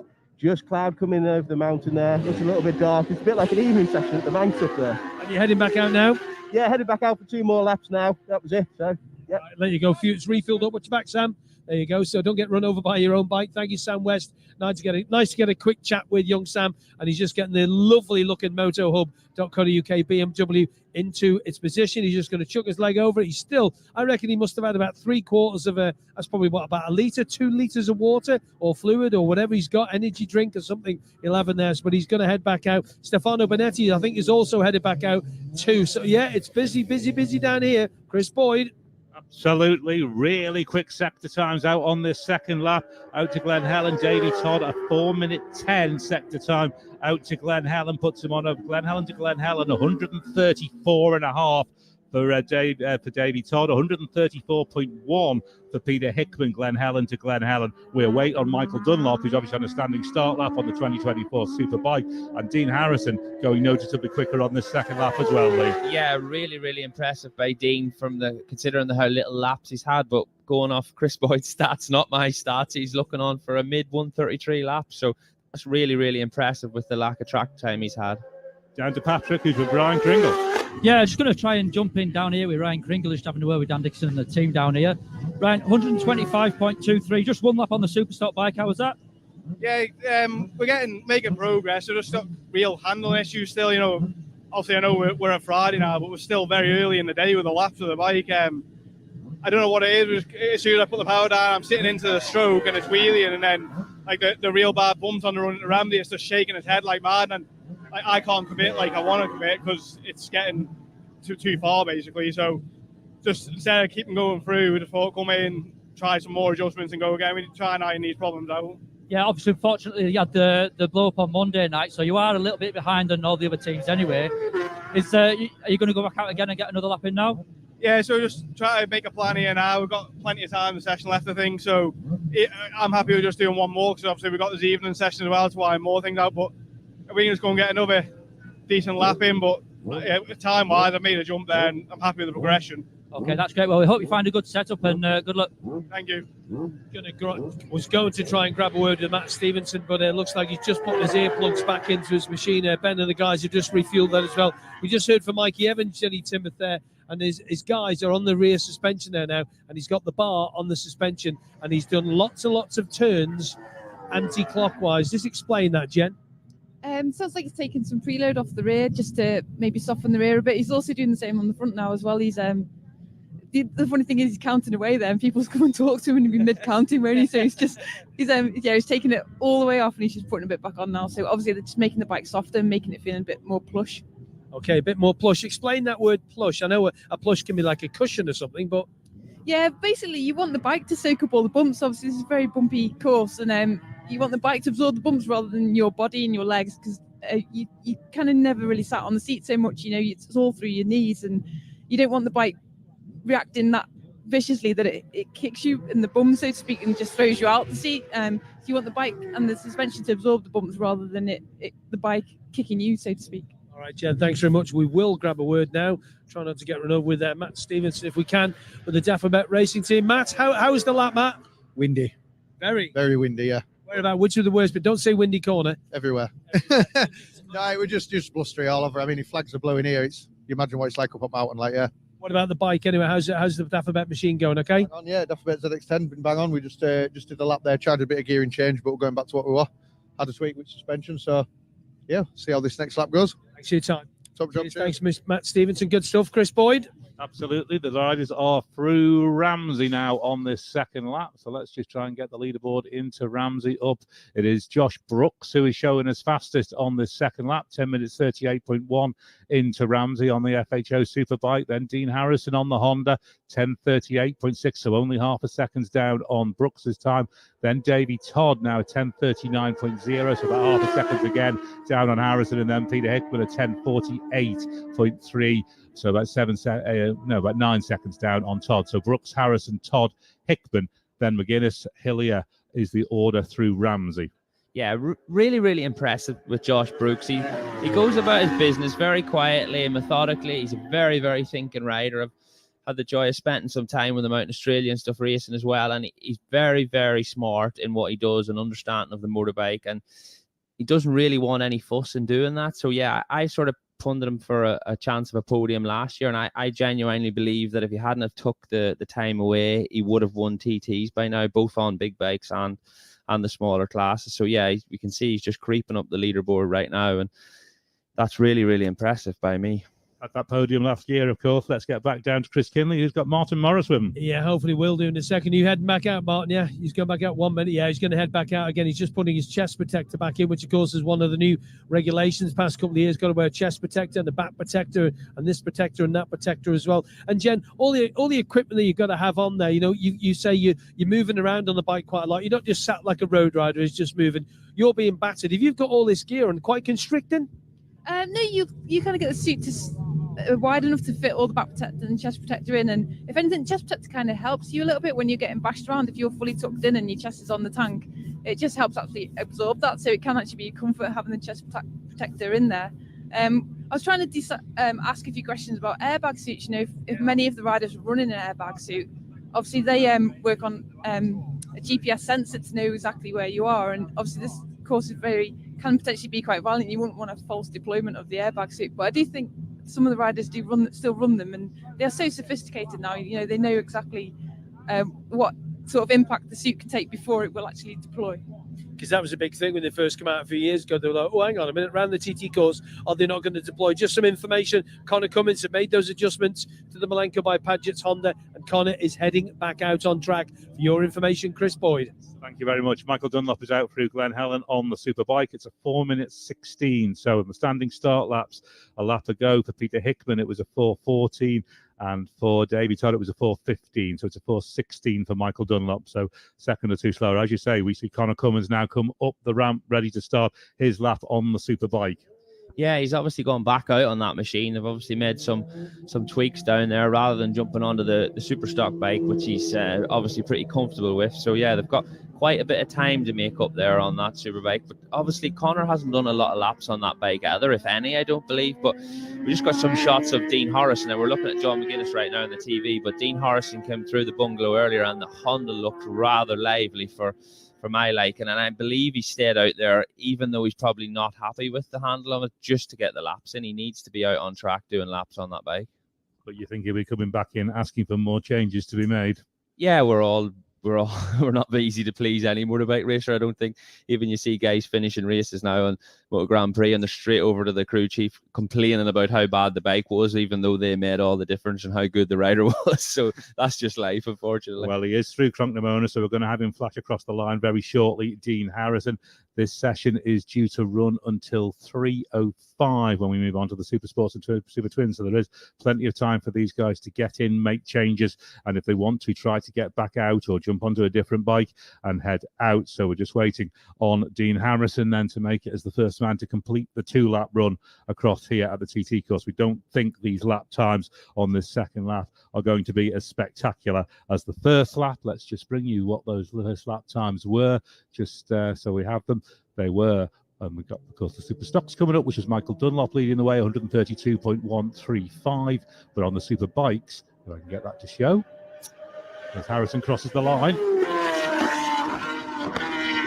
131.926 for Dean Harrison on the Superbike. It was Davey Todd at 133.942 on the opening lap. Then Peter Hickman 133.851. Is anybody else ready to Cronknamona? Yes, they have. Josh Brooks, Peter Hickman and Davey Todd all through Cronknamona as we await the arrival of more riders back here. Here is Hickman. 130.763 for Peter Hickman. They've come in, completed 2 laps. Joey Thompson has also completed a lap for 123.024. Then Dean Harrison's just flashing around on the order on the screen a little bit as we await 1 or 2 more riders. Yeah, it'd be interesting if some of the guys down in the pits there could maybe pop over to Honda and see what both Dean has to say, and Pete's followed straight in the return road as well. So maybe we can catch some body language or some information off the guys in the pits to see how he's feeling or what changes they're going to make to that Honda Fireblade. Josh Brooks 131.509. That will be, I think, his fastest lap potentially of the week as well. And Davey Todd 130.253. So as we say, these second lap times not quite as quick as the first. Chris Kinley is Peter Hickman coming in. Yeah, he certainly is. Now, Lee, as soon as Dean Harrison's machine come in, they have the tyre pressure gauge on the rear and the front of the machine. Just explain to the listeners what the mechanics are looking for there straight away. Yeah, it obviously depends on what his feedback has been or whatever, but sometimes it could be an issue of when you take the tyre out of the blanket, the temperature can change. It could spike up and go harder and just create less grip, and then the more the tire spins, then the less grip you actually have because it gets too hot, which puts the pressure up in the tire. So obviously the hotter the tire is, the more compressed the pressure gets, and the pressure goes up inside the tire. So the Metula guys will be straight over there, so they want to compare that every session. So if he comes in and says the bike's spinning, rather than go straight to blame the suspension, they might go, oh no, wait, it's the pressure that's raised, and that's what's giving him that feeling, or even if it's too hard or too soft. So there's a lot of information that will come from the tire. So if you can keep an eye there now and see if they go straight to the rear shock or anything like that, you've got an indication of what they're maybe thinking. Yeah, they've just put it up on the stands actually, and put the tyre warmer straight back on. Davey Todd's Milwaukee machine is in here as well, and they're doing exactly the same to his machine. It looks like Dino is about to go out. That was on the Superbike he came in off, but he's about to go out on the Superstock machine now. That's been wheeled backwards. Right in front of us here now, the red Honda with the red background and the white number 3 on their Close Brothers vehicle higher on there. Go ahead. Did they make any changes to the Superstock? No, so they were happy enough. Yeah, so Yeah. That's a good sign. If he come in, I know they're 2 different motorbikes, but they could have based a feeling off the Superbike and then transferred that over onto the Stocker.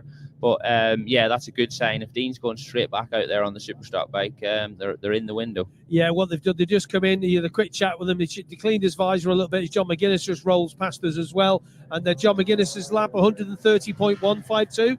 That's all right for John. That's in the ballpark as well. And again, the valve cap is off the rear Honda tyre, and then they get the tyre gauge on there. Just having a look to see what the end pressure is when he's got back in. John straight in the speed to Harvey and Spider and the guys, and just relaying information. He's already taken the lid off. And we've also seen, I think Josh Brooks is in. Yeah, Brooks is in. Peter Hickman is in as well. See Fei Ho from the FHO team. She's in there as well. And it's going to get busy down here, I'm pretty sure. What is the running order on the laps, Boydie? Who's gone quickest so far? Yeah, it's the first lap times that we're looking at. It was Davey Todd on the Milwaukee BMW, 133.942. That still leads the way for the afternoon and for the week, of course. Peter Hickman on the Monster Energy by FHO Racing Machine is only just, 7/10 of a second behind, 133.851. Then Dean Harrison is third fastest on the afternoon, 132.143. Then Josh Brooks at 131.509. John McGuinness 130.152. So 5 riders above the 130 on the afternoon. Davo Johnson 6th fastest, then Dominic Herbertson now 7th, James Hillier 8th, Sean Anderson 9th, and Philip Crow 10th.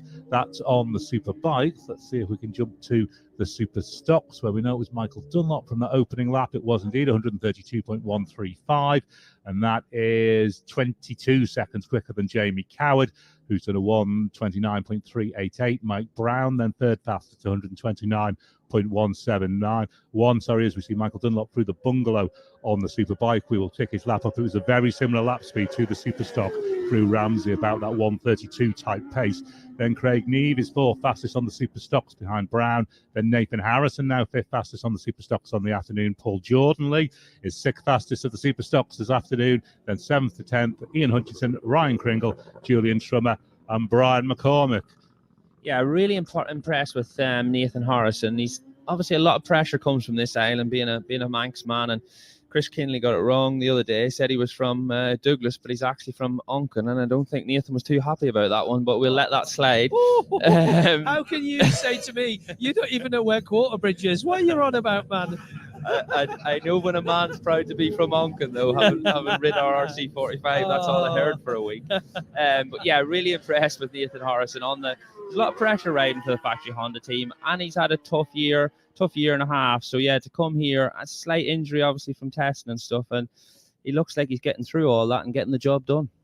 Just having a little look at John McGuinness in there. He's just got the towel just to wipe a load of sweat off his brow. The boys are just working hard on the front of his Superbike, not the bike he came in off.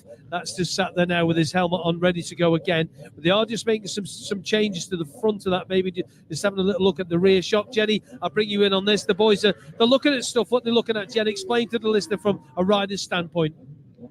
I'm going to be honest, I don't know what don't actually know what they're looking at. They seem to be looking at the rear top yoke. The front top yoke, even the rear. What am I about? Yeah, I mean, whether they're looking at a ride height kind of thing, so the amount that the forks are through the top of the yoke, or if anything that, whether they want to get a stability thing like we were saying before, because they're saying Dean looked quite, Lee mentioned that his bike looked quite twitchy up there, so whether they're thinking they want to change something or... Yeah, they don't. I mean, they're not actually doing anything at the moment. They're not literally changing anything. So whether it's just a case of downloading data guys are at the moment downloading data, whether they're just going to see if they want to change anything once they've gone through all the squiggly lines on the screen to see if anything pops out of them that they might want to change. It's not computerized, the changes they're going to make, is it, for suspension and stuff? That's all done by feel and adjustment, is there? Because I know the BMW a couple of years ago, that was all electronic, wasn't it? That's still electronic. So these bikes don't run electronic suspension, but they do run data logging systems, so they'll be able to see the amount of travel of the suspension. They have basically a potentiometer, and there'll be a bottom point of suspension and a top point of suspension, and they'll want to keep it in a nice, comfortable range. So when the bike's mid-corner, there's like an optimum range where the bike is perfectly balanced between front and rear. So they'll just be checking that on the data and make sure that bike looks settled. Let's hear from Darren from HFO, who's with Beth. Yeah, so Darren, some pretty intense conversations going on there when Peter Hickman came in. What was being said? The other night we made quite some big changes for tonight because he was getting a hell of a lot of wheelie and obviously having to roll off the throttle, which you don't want. So we made some changes and we've cured that. But as always with motorbike racing, we've caused some more dramas. He feels like it's maybe just a bit harsh on the front. So nothing major, to be honest. Something we can cure for tonight, I think. And going to have a run out on the Superstock bike now and see how we go. And everyone's been saying it's been a really tricky practice week, hasn't it? So a lot of niggles have to be ironed out in a pretty short space of time. Yeah, it's not easy. I mean, Monday I think we got spoiled because everyone got sort of 8-9 laps in, and we were thinking it's going to be a good week, and then obviously things happened and it wasn't so great. But weather's looking good now. We've obviously got 3 laps on the big bikes now. We're hoping to do another 3 laps tonight, and he'll get some on the Supersport. So yeah, fingers crossed the weather stays good, and and we can go faster. Thanks for talking to us, Darren. Thank you. We've got John McGuinness just about to head out, or just gone on the Superstock Honda 5-blade. We've only got about session ending at 1500 hours, 2 minutes time. Chris Boyd. Absolutely. Michael Dunlop has just gone through to complete his lap on the Superbike. We think he went straight through out onto a second lap on the 2024 Spec Hawk machine. The first lap was 131.5 miles an hour. So 131.5 for Michael Dunlop on the Hawk machine. Josh Brooks, we understand, only got as far as Bray Hill on the Superstock machine. So he's going to be doing a quick turnaround to make it back. He's back already, is he, Lee? Hickman's just gone. He went to pull out onto the lap, and he's come straight back up the return road. So, yeah, if you want to jump back in and see how free Daz is to talk now, I reckon Pete will have a few things to say to. I don't really know. The bike seemed to be running fine, but he's obviously. I don't know if Chris is still down there. If we can see what's happening. Yeah, he's just come back in straight away, and basically there was a camera crew in his way, and he's just revving the bike for them to get out of the way. So I think he's going to be finished for the day. And just not too happy at all. And Patrick France, you've got a microphone in your hand. That's a bit worrying. Pat, who are you going to speak to, young Patrick? Yeah, I've just seen David Todd down here, so I'm just going to try. He's just talking to you and McGuinness. I'll just try and run after him. Davey, 133.9. That's some lap on a standard start lap as well. Yeah, over the moon with that. We just changed the bike back. I said the other day, I was so surprised with the 31.9 that we did in that last session because we actually went the wrong way with the setup. So I said to the boys, we'll go back to the setup that we had before. And I knew straight away we could go a lot better. If doing that, I didn't expect that really, but it was really funny. Ewan McGuinness went through sort of all my data and my lap times, and he said potentially my ideal lap round here was a 33.9. So he said you can do a 33.9. You technically haven't put all your best sectors together. So I was just saying there, tell me I can do a 37 or something.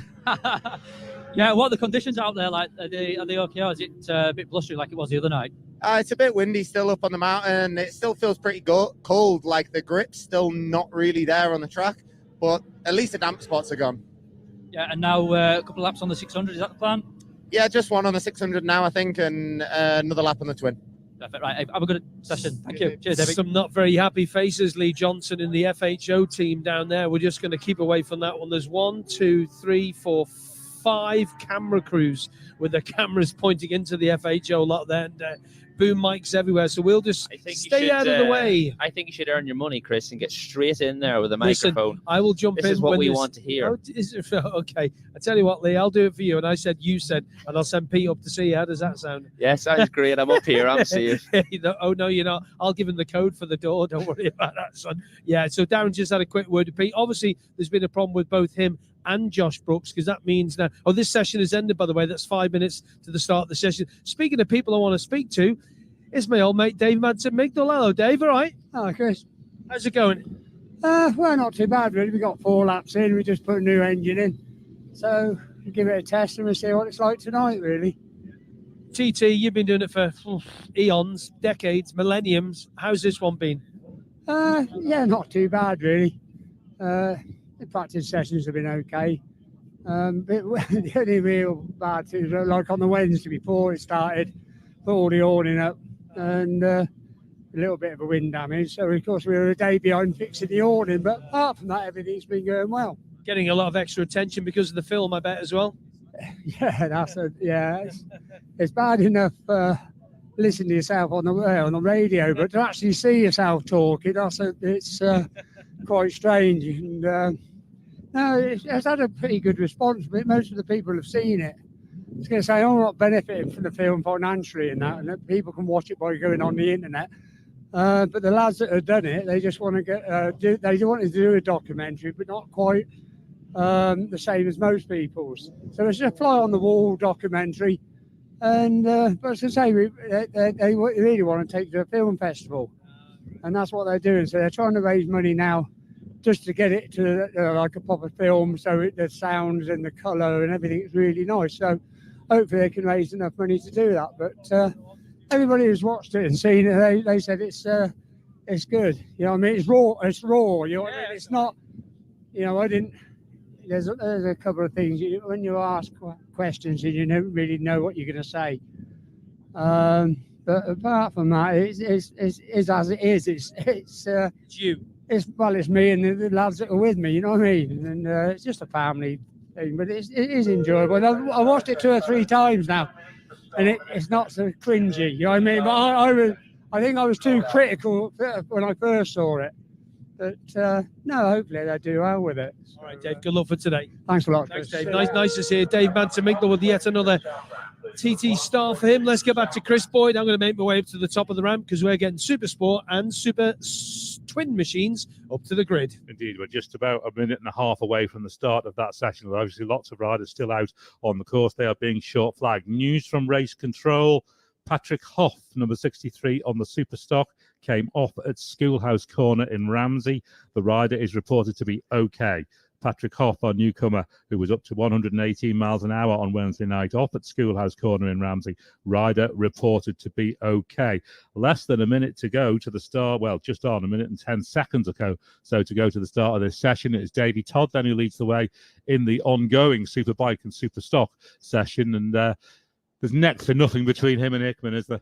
It's been really impressive so far, and obviously both teams, I think it's hard to explain how big a deal the settings is. And when these guys saying they're changing the bike massively, it might only be a few mil on the front forks or a couple of mil on the rear shock. It's not big changes like people think it maybe, whether we're talking about inches and millimeters earlier on in the week. But yeah, these aren't big changes. So these guys are really, really sensitive, and the bikes are really, really sensitive to these changes, both electronically and mechanically suspension wise. But yeah, it's going to be interesting now to see. I think most of the guys will probably go out on the Supersport bikes first before the Supertwin, because it's just a bit of a better or easier transition.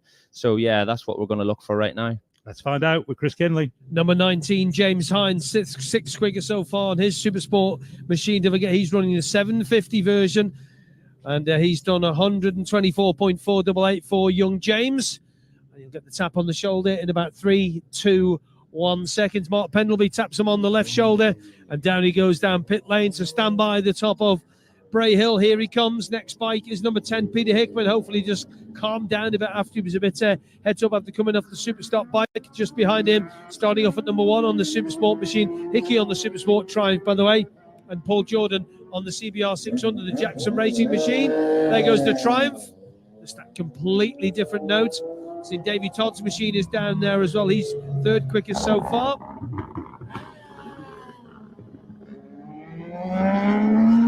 Just listen to that Triumph pick up. That sounds sweet.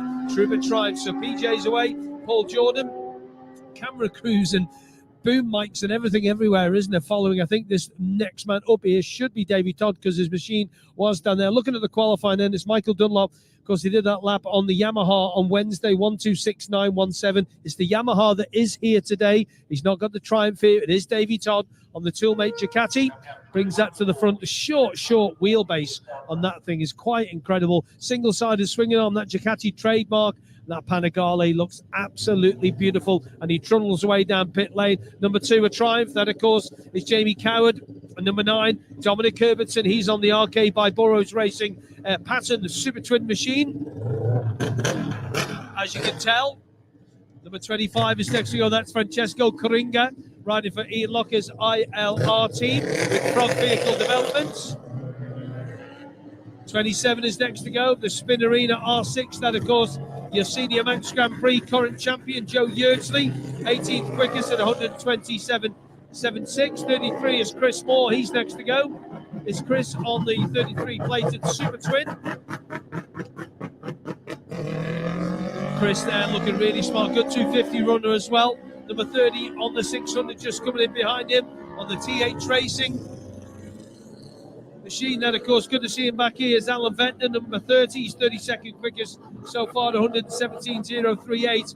And the next man behind him is Pierre-Yves Bion on number 35 machine. He's 33rd quickest so far. Keep a little eye on, and I think Lee will agree with me on this one. He could be a little bit of a dark horse in the Supertwin race. Number 28, Adam McLean on that Flitwick R7 Yamaha, Lee.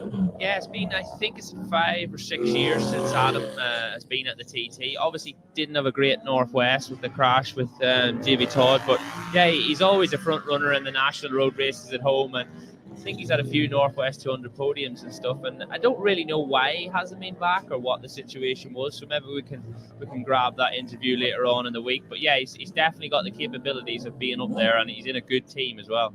Certainly is with the Flitwick team. Michael Rutt, just getting, you know, when you're on a bike and you get caught in the track on a line on the road, he's just got caught in one at the top of pit lane and just had to get himself out of it, but he's away. Mike Brown, your softly spoken mate, Lee, he's about to leave now on the R6. You know, you see him on the TV stream. He's listening to Brian McCormack. That's Brian McCormack trying to break our ears there on the 33 machine. Snickers workwear on the side of that, but Brian McCormack gets away behind his fellow countryman. 38 is next. That's a Northern Irishman. That, of course, is... Oh, it's not, it's the Welsh guy. Apologies. It's Rhys Hardesty, the teammate, of course, of... yeah, all right, okay. Darrell Tweed. Marcus Simpson should be next to go on the 37 bike. It is Marcus. Hasn't got a lap in on the twin yet, the LMR John Cuff twin. 26 is next to go. Motorhub.co.uk. He said he hasn't even done a lap on this yet. It's Sam West on the number 26 machine. Just behind him is number 31. That's the Italian rider, 23rd quickest at 100 and what's he done there? Where's he gone? There he is. I found him again. Good. The paper moves. 118.49 34 is next to go. Then, of course, is Barry Ferber, 30th quickest so far at 117.209. About 4 minutes into the session, take this one away. It's number 24, Mikael de Koppel. He's done 118.37, but the leaders won't be too far away from Glen Helen. Absolutely. We're still tracking Michael Dunlop's second lap on the Hawk Superbike. It is over a 133. It's a 133.4 type pace into Ramsey. So we will keep tracking that Michael Dunlop flying lap on the Hawk machine. Mikey Evans has stopped at Gooseneck on the Stocker. He's making his own way back. So that presumably will be down the coast road. He'll be going over the road that runs down from Gooseneck down onto the top of Mackle and then running back down through Laxey from there. Yeah, really impressive lap times so far. Look at this point this evening, considering how little laps. I know the guys got a few laps on the first day, or a decent amount of laps, but the rest of the week's been a little bit. We've got to Friday and not really know how we've got here. So yeah, the lap time of Davy Todd and Peter Hickman this evening, and we're looking at Michael Dunlop possibly being in that sort of bracket as well. So I believe, yeah, we're on for a really impressive week of race. James Hind and Peter Hickman, the first two riders on the Super Sport machines, out through Glen Helen as we see Hickman go up through Sarah's, and then we're picking up some of the Super Twin guys as they come through Crosby. By the looks of it, flying away there is Alan Venter, it was, on the Super Sport machine, going out past Chris Moore on the Super Twin over the top of Crosby. Yeah, really, really horrible place to get past there. Obviously, you get a little bit of a side draft. If you jump literally at the same time, or the guy is just in front of you, you normally always see the bike getting really crossed up in the wind with the buffet of the passing bike. But yeah, we're getting some really good shots here on the TV cameras of Davy Todd on that beautiful Panigale Ducati. It is gorgeous machine, isn't it? Davy Todd, then he's out through Glen Helen. Let's try to get an idea of the times for the Super Sports out as far as Glen Helen. And that will be Jamie Coward is fastest. In fact, 4 minutes 30.0. He is about 1.2 seconds quicker than Davy Todd, then Paul Jordan, then James Hind, then Peter Hickman is fifth fastest of the 5 through so far. Yeah, going off the camera shots, it looks like he's probably 3, 4, 5 seconds just behind Davy Todd. So that's a really good marker. He can see him now up onto Conquer, and that's a really good carrot dangled in front of you there. He obviously knows Davy's pace on the big bike. He'll have seen that from the session before. So yeah, hopefully Jamie's getting his teeth in there and getting on the back of that Ducati. Getting Michael Dunlop through the bungalow. Let's see if we can get his sector time in through the bungalow. It's quicker again than we were looking at, so maybe that lap speed just going up slightly again. The help if I put it in the right place on the spreadsheet. Blimey. Let's just try that once again. We'll get there. Amateurs, absolute amateur hour. What can I say? Hey, too many laps on the go, different classes and all sorts. Yeah, still on that 133.3 type pace for Michael Dunlop as far as the bungalow, but he will obviously be short-lapped because obviously we've got this Supersport and Super Twin session underway. So do we believe at this point of the week Michael Dunlop has chosen which bikes he is actually going to race, or what are we saying? Chris Boyd, would you like to throw your information in? Yeah, with all Michael. Yeah. No, he seems remarkably happy, Michael, considering that we've had a very disrupted week, really.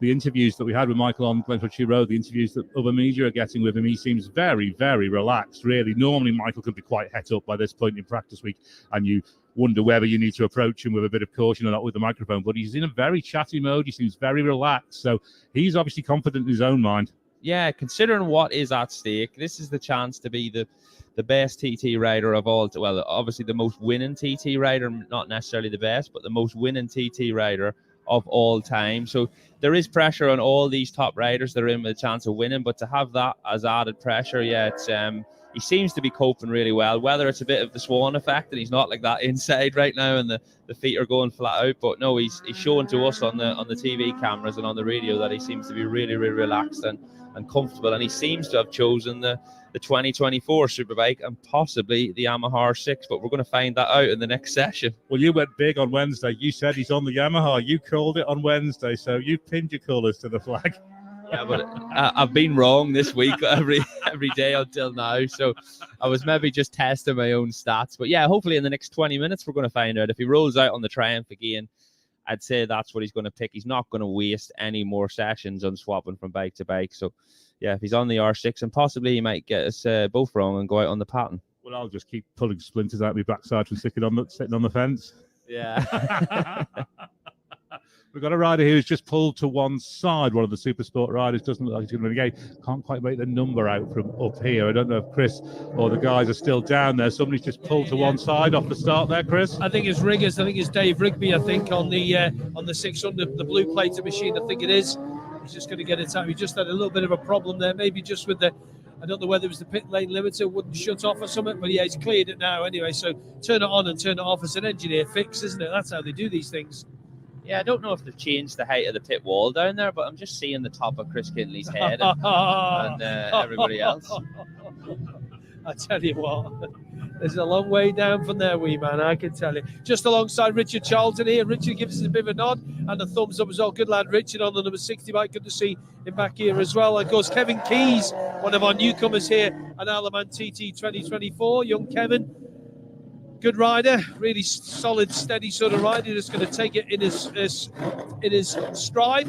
That noisy thing, you can just hear it coming up behind me. You can guess what it is. It's a pattern, and it's yes, Andy Hornby on his pattern. Should we take a bit of noise on this? I reckon. And just behind him is Mark Parrott. You're going to get your ears blown off. And Mark says, "Yeah, I know, absolutely." And I think Mark is looking for. I think this will be Mark's 100th start. I'll get that confirmed with him. Come on, Andy, away you go. And he's away. 63 about to go. Craig Skycheck as well. But the leader's well into the lap. Chris Boyd as we he is just rattled from Andy Hornby leaving. Michael Dunlop did just back it off at the end of that second lap. He was over 133 on the sector times early on the lap, up around 133.5. He finished with a 132.728. Let's just see if we can see where that drops him in to the Superbike leaderboard on the afternoon, if we can get the right standings up. And of course, things just dropping around. Let's see if we can get the right class to come up. Things moving around as things have moved on into the Supersport and Supertwin session. It puts him third fastest on the afternoon. Davey Todd, 133.942. Peter Hickman, 133.851. Michael Dunlop, 132.728. And Dean Harrison, 132.143. As far as the Supersports are concerned, through Balaf, Jamie Coward still fastest by 1.8 seconds from Davey Todd. 7:44 for Jamie Coward out to Balaf. Davey Todd 7:46. James Hines 7:49. Paul Jordan 7:51. Then Peter Hickman and Mike Brown, the Super Twins. Let's see where they are at the moment.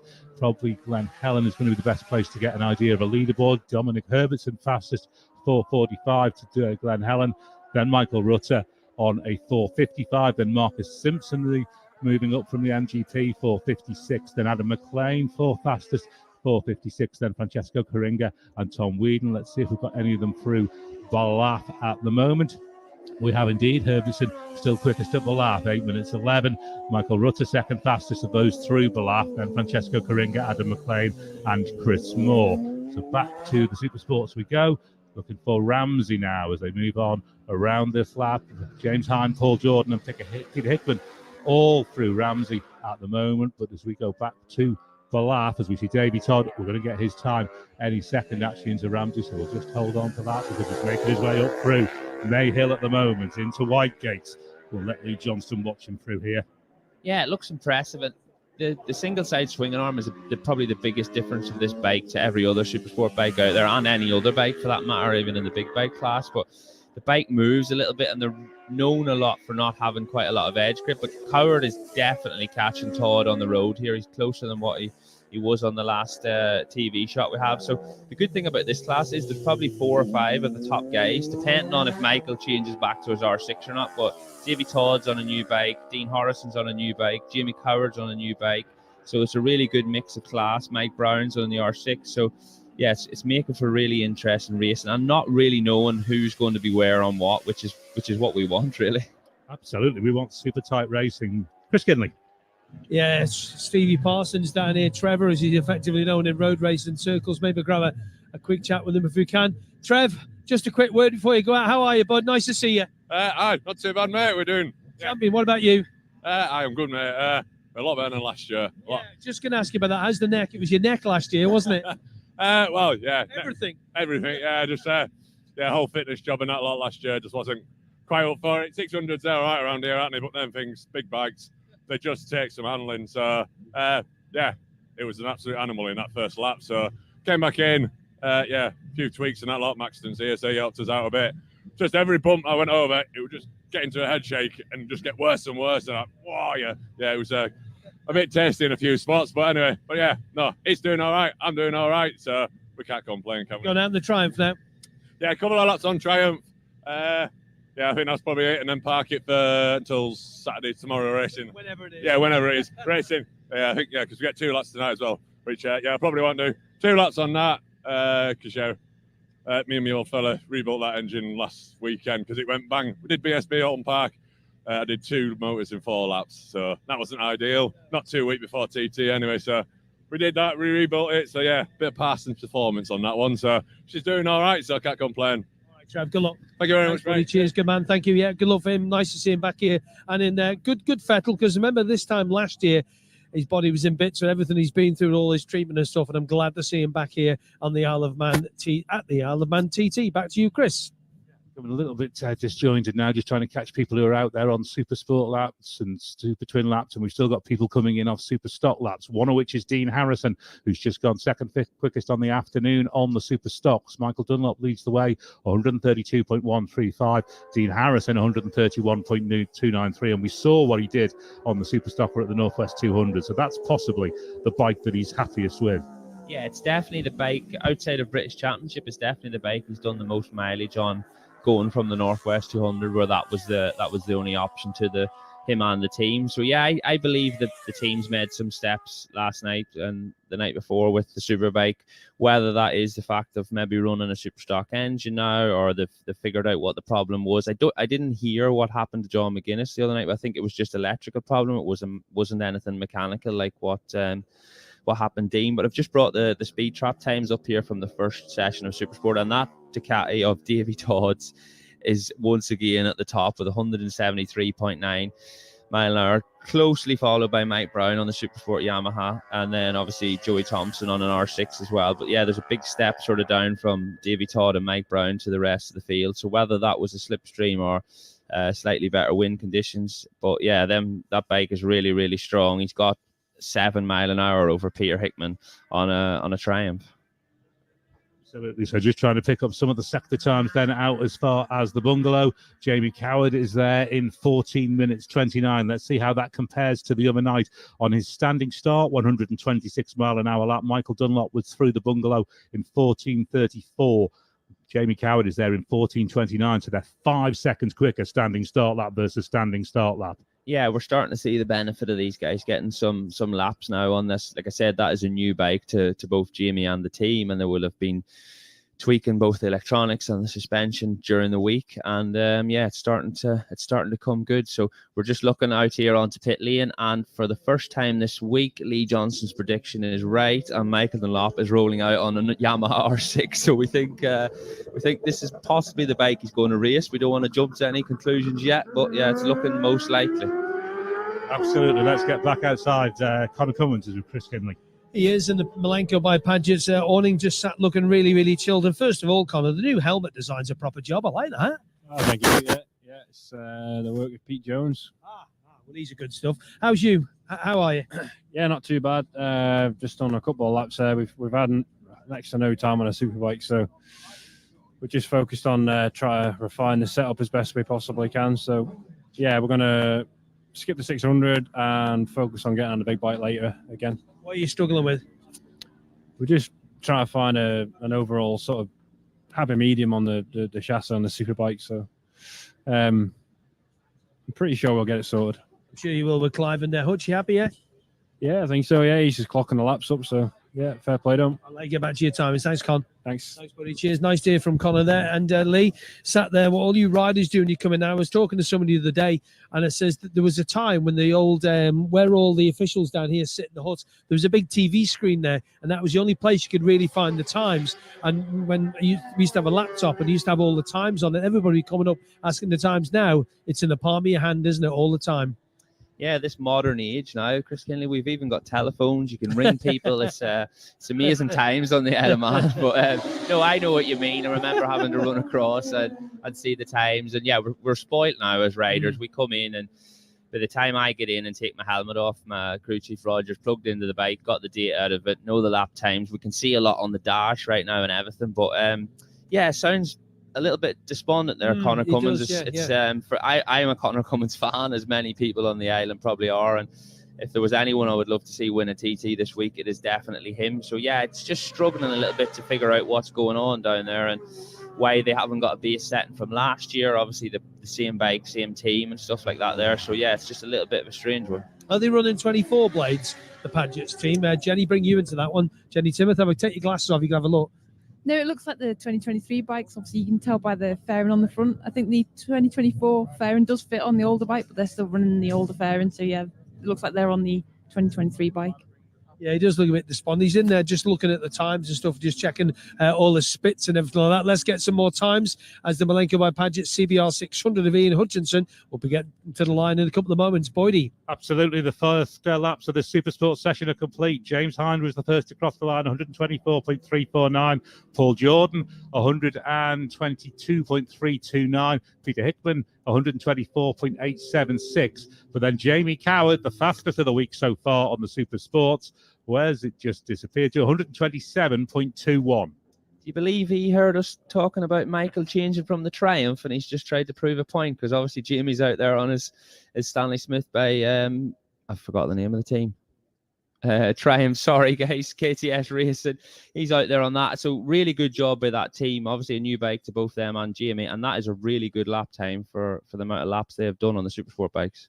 We're seeing Ian Hutchinson rolling up to start a lap now on his Supersport machine. Obviously, we're going to need to track that Michael Dunlop lap. They're starting out later than some of these other guys. Obviously, we're not sure who's gone straight on out onto a second lap on the Supersport. So it's going to be chaos now trying to pick up the times, but we will do our best. Of those completing, we have Davey Todd then, 126.45 against that Coward lap of 127.21.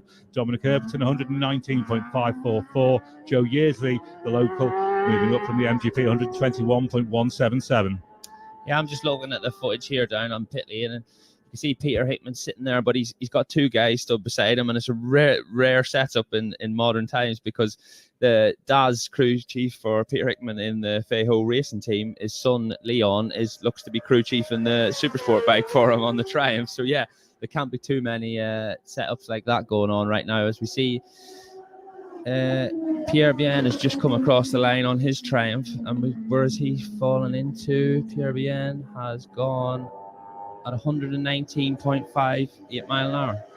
So we're waiting on the first of the Super Twins to come through. Dominic Herberton is the fastest of those as far as Cronk Namona.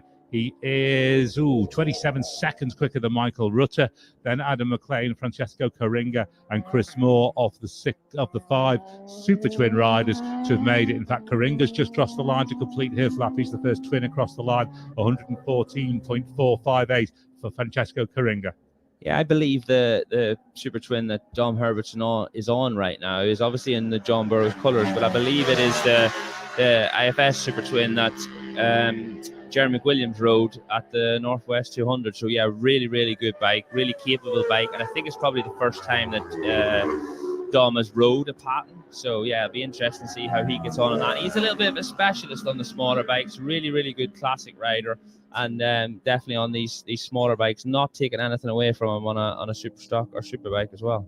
Michael Dunlop then is out through Glen Helen, and it is the fastest Supersport sector time of the afternoon. He's done a 429.6 rather, and that compares to a 430 and a 431 for Coward and Davey Todd respectively. Yeah, so we were just looking at Peter Hickman sitting in pit lane on his Triumph ready to go. He has now got off that bike and got onto a Swan Yamaha R7. So I don't know if there's an issue with the Supersport, but there has to be, because he was ready to set off on it. So rather than waste any time, he's gone straight out on the Swan R7. So I don't know if Chris or the guys are down there and they've seen that happen and can maybe ask why or what's going on.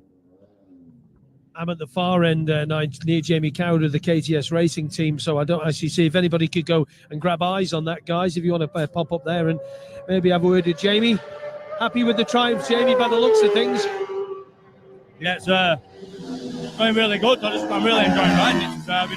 Like I said before, someone else, I've been doing quite a lot of PSP and surprised myself there, and it's just leading on to here. I'm really enjoying riding it. It's a lovely bike to ride. The team have done a mega job as well of preparing it and getting it ready and stuff. So yeah, I'm really enjoying it. We're just making a little change. I'm going to try and go again, I think.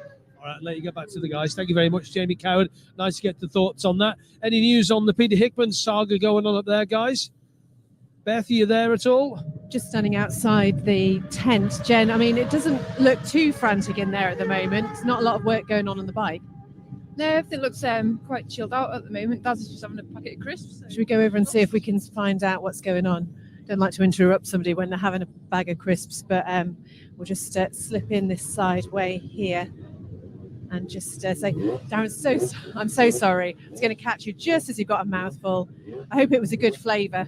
Can you tell us what's been going on? It looks like it's been a little bit up and down here. It's been all right with the Superbike, to be honest. I think I already said to you that we, with the front end, he feels like we've just got too much wheelie. So we've made quite a lot of change. We've cured that. He's now falling through the stroke. So we're just going to make it a bit harder on the front. So that's okay. The Super Stock bike, we had some different software to try, and the quick shifters weren't working on Pete or Josh's Super Stock bike. We've sorted that now already. So it's a little bit of a drama, but we only had sort of 2 minutes left. So we decided just to park it till tonight. We've got another session tonight, which is okay. He's just been out on his Super Sport bike, but he needs to find 8 mile an hour. So some work to do on that one. So he's having a run on the Twin, and then he'll go back out on the Super Sport bike. And how is he in himself? Is he coping with it all okay? Yeah, fine. He doesn't say too much anyway, to be fair. Even if he's in pain or something, he'll never tell you. So, but no, generally seems in good spirits, so we'll be all right. Great. Thanks for talking to us again. Thank Going you. to grab a quick word, if I can, with the French rider Pierre Yves Bihan. If we can, just quick chat with him. Just get him when he takes his glasses on. Pierre? Pierre, okay? Yeah, okay, yeah, I'm happy. Second lap since Monday with a triumph. It's okay, we walk step by step, progress, so it's good. Very windy out there. A lot of riders saying you're quite little, so you'll be blown around a bit. The bike, it's okay, but it's windy on the mountain, windy on the first part too.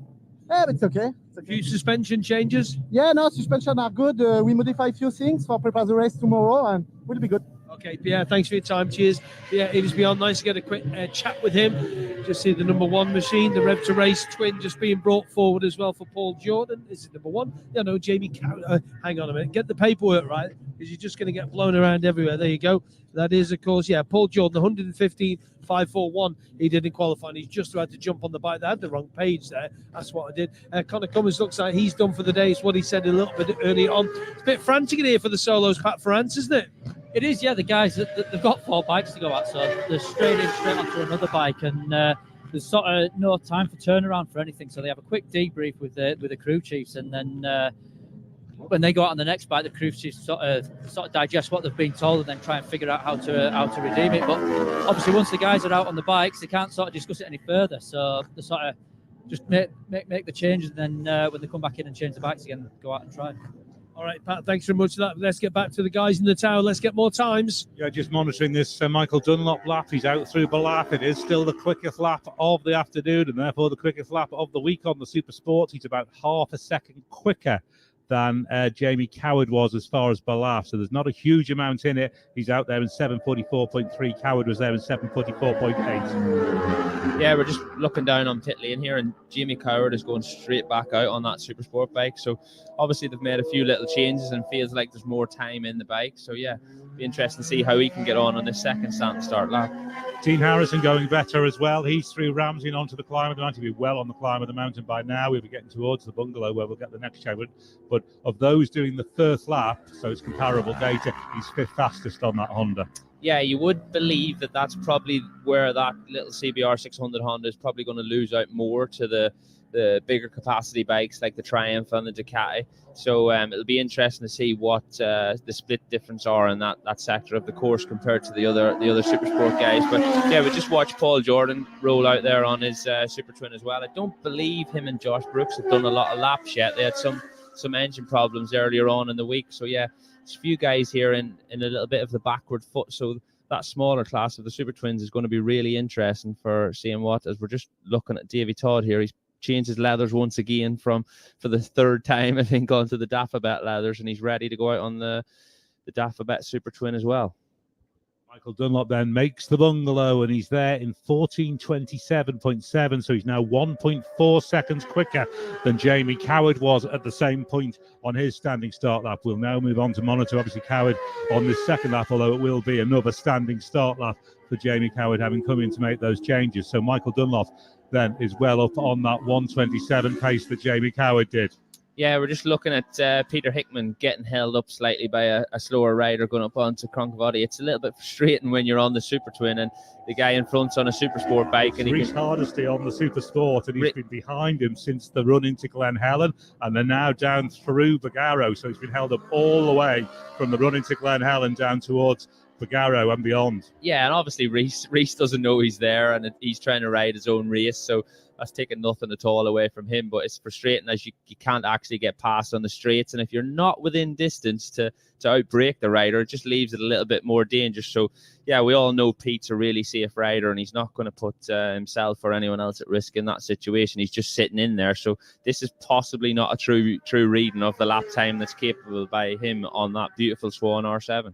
Absolutely. One of the newcomers, Loris McCann, just completed his fastest lap, the Croatian from Zagreb, 114.767 he's up to on his Supersport. And we were talking to Dave Mazda-Migdal earlier. He's completed a lap at 106.923 on the Super Twin. Mark Colvin moving up from the MGP to the TT. He's completed a lap on the Supersport, 115.649. Who else are we looking at here in particular? Timothy Monet, 118.72. Mark Parrott, 117.093. Those both Supersport laps. So we are looking at Jamie Coward now over the top of Crosby, and he's had traffic to contend with as well by the looks of it that he's blazed past. Yeah, two Super Twins there. So I think he's probably got past both of them on the run to Crosby. So hopefully not too much time lost there for Jamie. It's a little bit nicer of a situation when you're the one on the Supersport bike and you're catching the Super Twins. So yeah, hopefully he's not lost too much time there. We're seeing the camera shots of him right now. Let's go down to Chris Kinley, who is with our German rider David Datzer. Yeah, certainly am. He's riding for the ILR team with Frog Vehicle Developments on the Super Twin. He's just on the pattern Super Twin. So he's just relaying some data to the team. So we'll let him to finish just doing that. Good to see him back here again. Quite a big team. The Team ALR team. We've got Francesco Kring and Masayuki Yamanaka, easy for me to say, and Joe Yerdsley and Ian Locker, the team bosses, straight in as well. And we'll just maybe grab a word of them if we can. Yeah, no, they're just giving all the data off there now. A good lap, I think you said, by the newcomer, wasn't it? Loris McCann, I think we'll call it. It's close enough.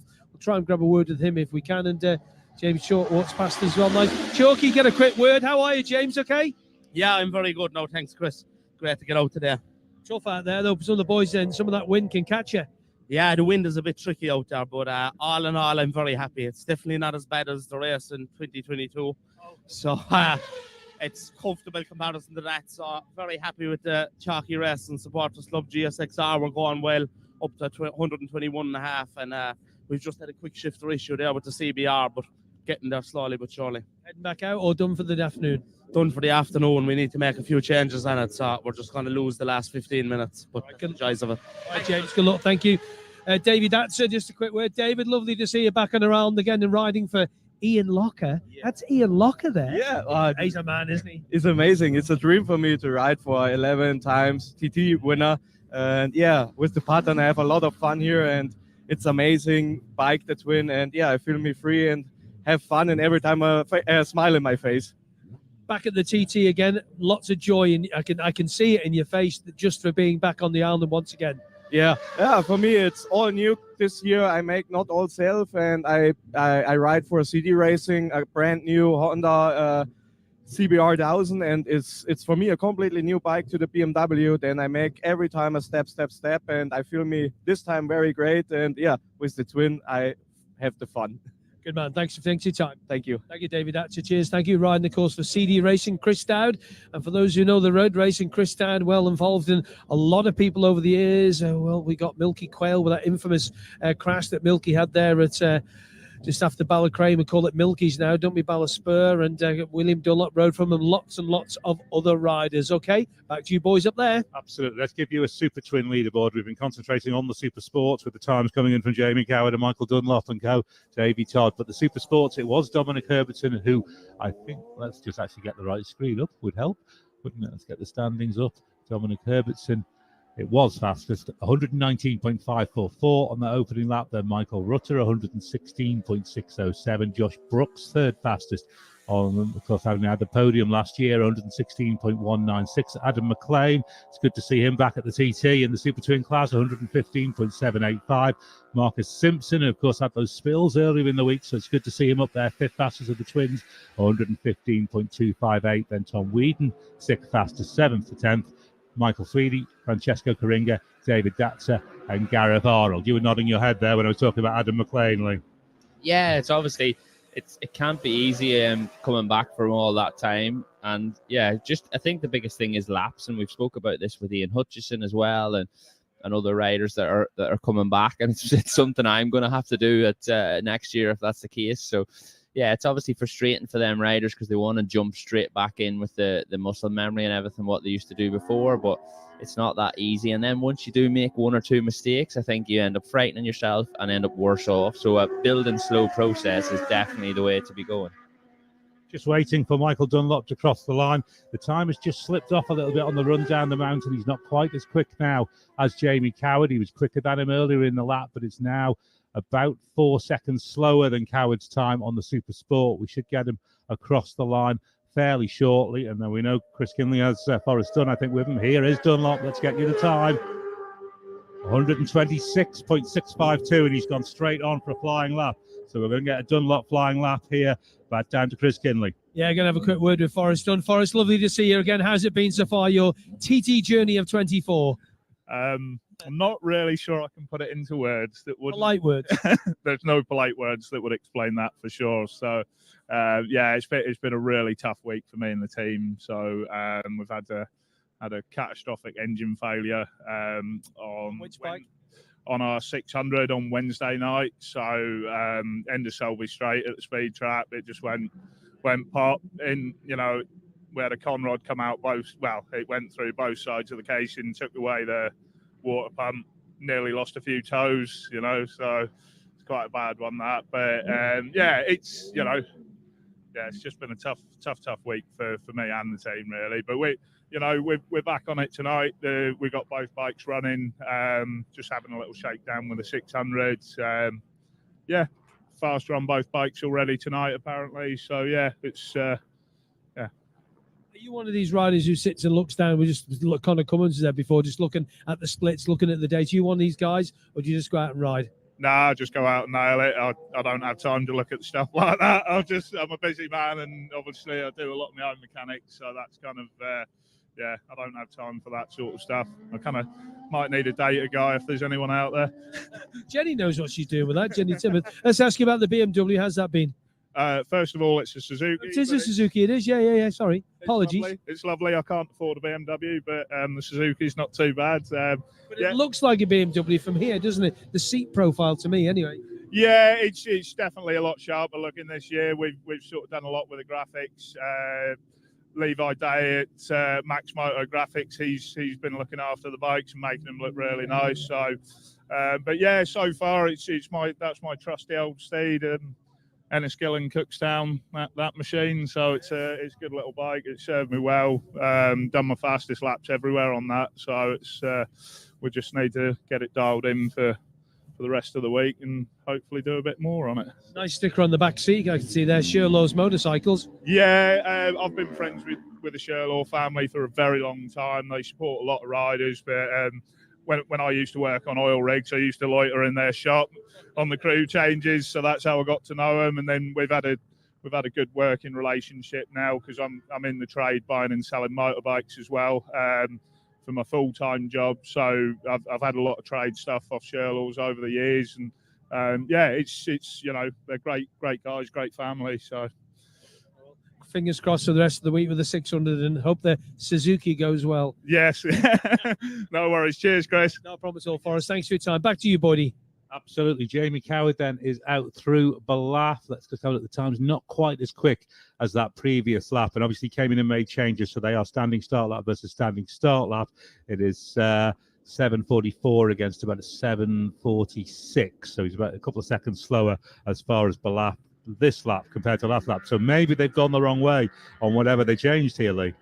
Yeah, it's hard to say sometimes. We can't if we had an onboard and we could see for traffic or anything like that there. It only takes, especially on the smaller capacity bikes, if you get a bad run onto a long straight somewhere, that's 2-3 seconds possibly, and it's maybe not as effective or much of an effect on the bigger bikes, but on these smaller bikes, this is all about carrying momentum. And like we've said before, you're probably riding a smaller bike a lot harder around certain parts of the track than you do a big bike, especially on that mid-corner speed, because you have to try and keep momentum up. How frustrating can it be when you get maybe just beyond Ballacrane or somewhere, you've made the commitment to carry on around the lap, and you realise that you've gone the wrong way on the change? Yeah, I thought you were going to start off there and say how frustrating is it sitting here watching them, right? Supersport bikes. Yeah, it is frustrating. Honestly, you can, depending on the setting change, if it's really subtle, and if it's something you need to almost do a full lap, and sometimes you might have to wait to get to the mountain to feel the change that you want, if it's a direction change or something like that. But if it's something where it's stability, honestly, you can probably tell by the time you get to St. Ninian's Crossroads, because that's one of the worst places. When you set off and you've got a full tank of fuel with new tires, that is like probably one of the scariest parts of the track, and that sets you up then for that. You've still got 4 more laps to do, so if you've a big moment there or anything, it's not a good mental state to be starting the race with. Michael Dunlop then is through Glen Helen on the flying lap on the Yamaha, the R6. 4 minutes 24.6 is the fastest Supersport sector time we've seen to Glen Helen this week. It puts him on a 127.2 Glen Helen to Glen Helen. That compares with Jamie Cowan's lap, which was also over 127, 127.2, almost identical. Glen Helen to Glen Helen. Jamie Cowan's obviously is a full lap time, and it was a standing start lap, but we'll see how this lap of Michael Dunlop goes, and we refine the sector times as we go round. Yeah, would we say there's 4 seconds difference possibly from a standing start to a I'd normally say more than that, 6 or 7 seconds. So yeah, we'll just see how we go with this. But let's get back outside because Patrick is with John McGuinness. Yeah, I managed to just catch up with John McGuinness. Looks all pretty relaxed down here. Obviously not out in the Supersport class, but back in the 130 mile an hour. Everything happy? Yeah, really, really good. I had a bit of a go off the start, revved it up a bit because I've been pretty weak off the. Last year I was weak on lap 1, so I thought I'd just sharpen my pencil up a little bit. So I did, 130.1 I think or something. Lap 2 was looking good, and then there was a couple of incidents at Schoolhouse, and then another one at Whitegate, so I rolled right out of it there. So I suppose if you put my ideals together, we'll be in the mid 131 bracket, which is where I finished last year. My fastest lap last year was 131.2 when we had all that great weather. So I'm in a better place. Yeah. Obviously, such little running time this week, and obviously, especially for you with a Superbike, you've had no running coming into the TT. Obviously, the Super at the Northwest 200 on your stocker. Are you just about there with all the setup, or is there still more to find? Them Superbikes, it's one of them things, if the thing's in the ballpark, you learn more out on the track. You tend to overthink it a lot of times. You've just got to learn to ride what you've got. You can never get a perfect bike here. Honestly, it's in the ballpark. It's doing more or less everything you want it to do. You can always make them a little bit better, but when you start with 24 litres of fuel on, then they've got no fuel at the end of the lap. They react different. The tyres react different, but it's just a case of being out on track and learning it. The wind's pretty bad still. I mean, it's unpredictability of it. It's that strange. It's slightly different to it where the wind is normally, but you get a gust somewhere, and like the end of the Cronkavody, and you're brushing the bank on the exit. It's just a bit unnerving. So I think everybody's just got a little bit, a couple of inches left before we. So is it all the way around the circuit, or is it just is it worse on the mountain, or is it all around the circuit where the wind's sort of hard? Yeah, it's everywhere really, but they're just little wacky gusts coming from here there and everywhere. And like I've done hundreds and hundreds of laps around here, and no matter how good you are, you don't really know when there's a gust going to come and get you. So I was a little bit nervy, grabbing on a bit tight, holding on a bit too tight, not letting the bike flow. But honestly, my bikes, they're way better than me. Honestly, that 5-blade I'm on, 2024 5-blade, it's a weapon. And Dean's out there doing a great job on it. I'm doing my best. We've got Nathan out there going around. So for me, I just want to be under the radar now and just enjoy riding my bike. But you always still feel like a bit of pressure on your shoulders when you've got the number 1 on your bike. But I'm in a good, happy, sweet spot. And I haven't got the pace of them guys at the front, but I'm just going to go out there and enjoy myself. Yeah, well, number 1 spot deservedly. You are like a legend around the TT course, and you still enjoying racing as much as you always ever have? Yeah, I really do. You know, I've put a lot of effort in this year. I said it before, but you know, we've been to Portugal, we've been to Spain, we've done launch of the 24 Blade. I did 1,200 mile in Portimao. You know, I've been sticking the leg in. You know, you have to. You got to keep in the hamster wheel. You know, you've got to keep yourself sharp. And yeah, we've I don't know, it's on the outside looking in. I'm still a bit old in that, but you know, I did the 2 BSB tests at Alton and Donington. I did Alton round 1, and I was 17th in the race. And you look at it, it looks rubbish, doesn't it? But you're not hanging about at British Championship level in the top 20. So yeah, I put the work in, and it's all for this. You know, it's all for the roads, and you know, it's yeah. So you've got to do as well. These things are animals. These superbikes now, the 230 odd horsepower, and yeah, they definitely get your attention, that's for sure. But I do love it. I still love it. I wouldn't be here, honestly. Brilliant, Rail. Thank you very much. Cheers, John. It's been a little bit hectic down here the last couple of minutes. We're in the last 30 seconds of this session. Marcus Simpson just about to head out. We've had Peter Hickman in. We've had lots of people coming in, changing machines quickly. Adam McLean's come in, done a big refuel and headed back out again. We've also got Francesco Caringa, the Italian rider. He came in and got through all the melee here to get his machine to the back. They've just moved out of all the people who are shouting and talking there. But yeah, these fans are dead on as well. Chris Moore's here as well. Maybe grab a quick word with Chris Moore if we can. Machine just crossing the line. Let's see how Chris is on the twin, the iHeat twin, as we need to lose the hat in the wind. Chris Moore, how's the twin been, all right? Getting better and better.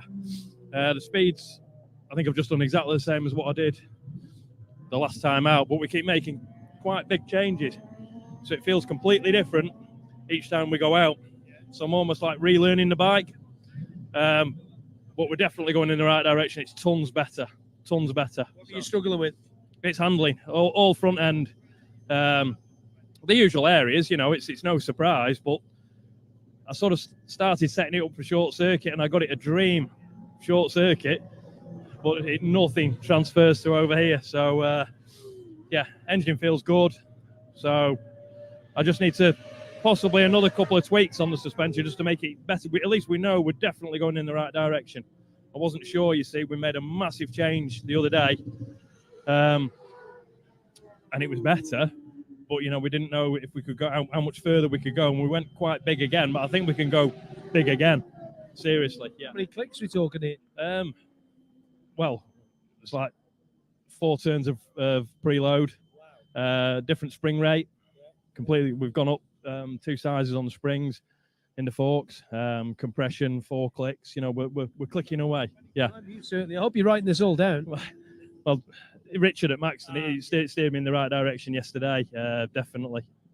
So yeah, he's been a big help. He always is, you know. That's why a lot of the lads use the Maxton stuff over here, because, you know, they're here and, you know, it's a real personal service. So yeah, it's good. And I'll let you have a rest. Thanks, Chris. Cheers, buddy. Cheers, no problem at all. I'll bring Jenny Timothy, and hopefully, Jen, you've got the microphone there as well. Interesting, another rider there having major suspension issues and doing some pretty drastic changes there. Jen's just running over here. I tell you what, Jen, she could be on the TT course, the speed that she's on there. Yeah, Chris, it sounds like a lot of the riders, to be fair, are having a very similar issue. We were just talking to Forrest Dunn, and he was saying the same.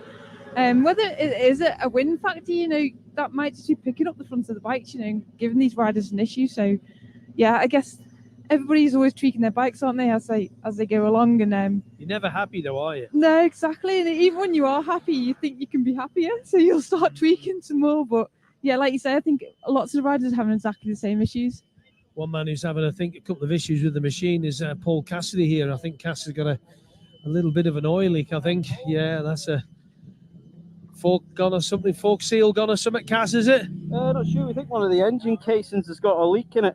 So there's probably a cup full of oil in the belly pan, and on that second lap, my foot kept slipping off the peg slightly. So I was looking down and, yeah, just sort of nursed it home, really. Quicker coming back that way than going off. We'll let you get back and get that sorted, hopefully, for later. Cheers, sir. Thanks, Paul Cassidy. Another local rider is Gareth Arnold with Beth. Yeah, Gareth, how is it out there just now then? Yeah, it's good.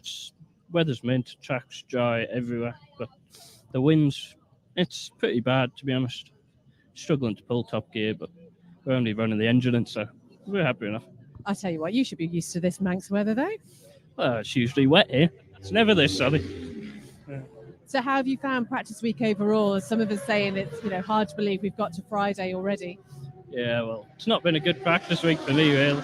We've blown an engine up and we're just running this new one in, ready for the race, so hopefully it'll go well. last all 3 laps. And how's the team feeling? Oh, team's mint. They've been working effortlessly all night. Neil and Fran, I can't thank them enough. It's mint. Brilliant. So what are you going to do now? Have a little bit of a rest? You going out again tonight? Yeah, we'll have a little bit of a rest and we'll go out on the 600 tonight, get a few more laps on that.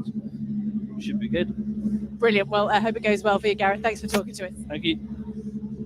They're all busy down here. There is Sam West has actually come and he's done a lap there now as well. He said he hadn't done a lap on that bike before he went out earlier on, but Sam has managed to get back in. Yeah, everybody getting back in safely, which is good to see. Good to have a little chat earlier on with Davey Datzer there, and just looking at Paul Cassidy's boot there with that oil all over the foot as well. So disconcerting for that sort of thing. Wayne Bourgois just coming as well on the 54 Super Twin machine. Hectic session. We'll just go down back and join all the guys and girls here, the team, Beth, Pat, and Jen. Guys, your thoughts so far on this session? Obviously, we still have bikes out there, but a lot of people, as you've said, Richard and all this Maxton crew, I know there's other suspension people here, we better mention that as well. They have been working their little socks off with the little spanners and the little adjusting screwdrivers, Jenny Timmuth. Yeah, there's all sorts of setup changes going on. There's preload adjustment front and rear, so basically the spring that supports the riders. So whether you put a little bit more tension on that spring or take tension off that spring, and the damping, obviously, that controls the rate at which that spring works. So they've been tweaking dials here and there, haven't they, to try and get perfect setup for the riders. But it is such a compromise around here because it's such a fast course. Obviously, you want the bike to steer, but you want it to be stable. So a fast steering bike is a very short, nimble bike, and a stable bike is a longer, more plush bike. But you don't. If you have a long, stable bike, it's not a fast steering bike, and the opposite for the fast steering bikes. So you're just trying to find that perfect compromise, and everything affects it, doesn't it? The wind will affect it, tire pressures will affect it, how the rider's feeling confident wise will affect it. And yeah, everybody's literally been running around in circles changing that. And another thing that will come into it is as the riders get faster, they'll want to change the suspension as well. So that's been playing into it also.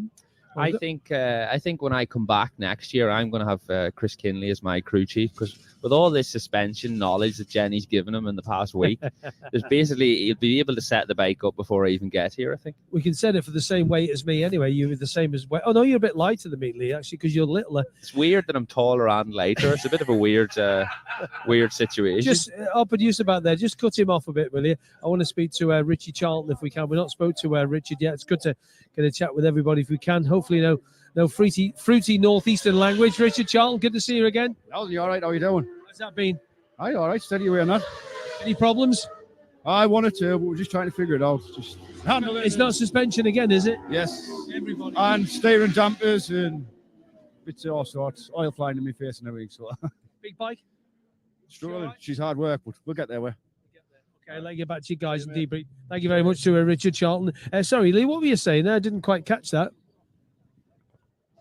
See, you're not even listening now. Some radio guy you are. Hey, you're not coming back next year. Sorry, we were having an adult conversation in the booth up here. Fire away. Oh, that's all right, mate. That's all right. That's okay. I'm going to speak to Jack if I can.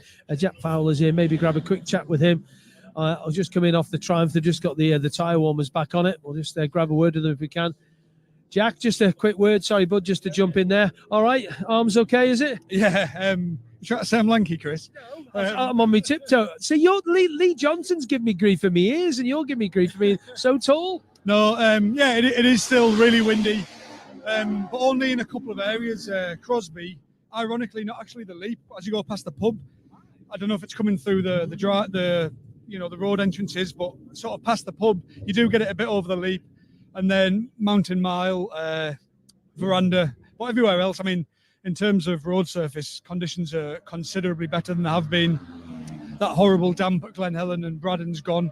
Even the Nook isn't too bad. So, if this wind would bugger off, would be in a good place, I think. Yeah. Is that technical term, what you just said, then bugger off? How's the Triumph been? Yeah, chipping away slowly. This is the new 765. I had the 675 last year at the Manx, so it is a different bike. So it's taken a bit of getting used to. What's the differences? Loads of torque. The front wheel is lifting in places I've never felt ever, and the places that you would expect it to lift, it's going threefold.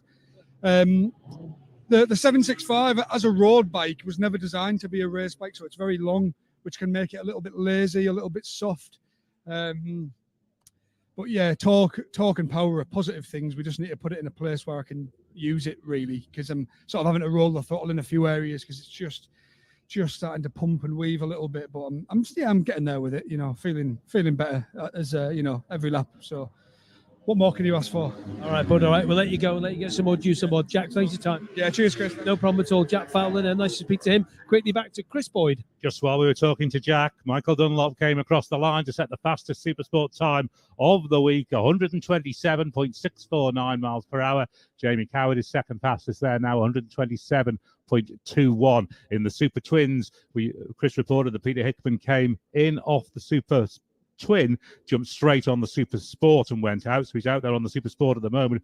But the Super Twin lap on the Swan machine was the quickest of the week as well, 120.885. And as you commented, Lee, a lot of that lap was spent behind traffic.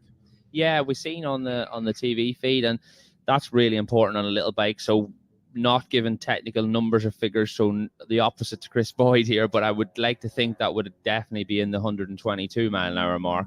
But yeah, we're just looking at them times between Michael Dunlop and Jamie Coward, and like you said earlier, Michael's gone 3.6 seconds faster than Jamie, but that was on a flying lap, and Jamie was on a standing start. So realistically, on paper, Jamie Coward's still done the fastest time of the week.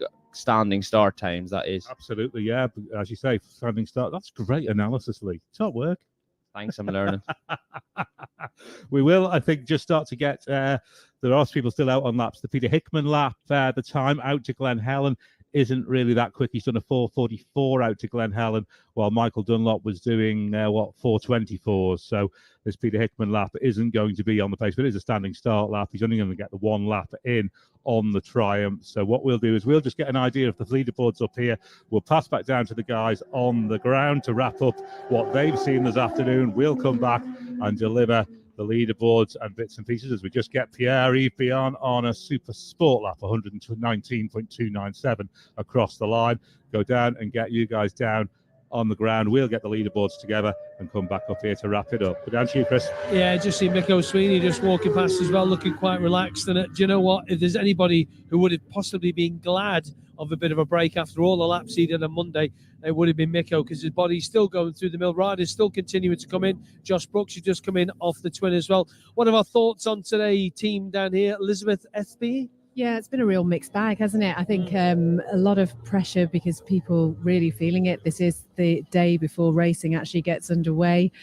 I guess it's good to have the niggles now. We've got the other sessions, so not a lot of time for people to sort of rest and regroup, but a lot going on.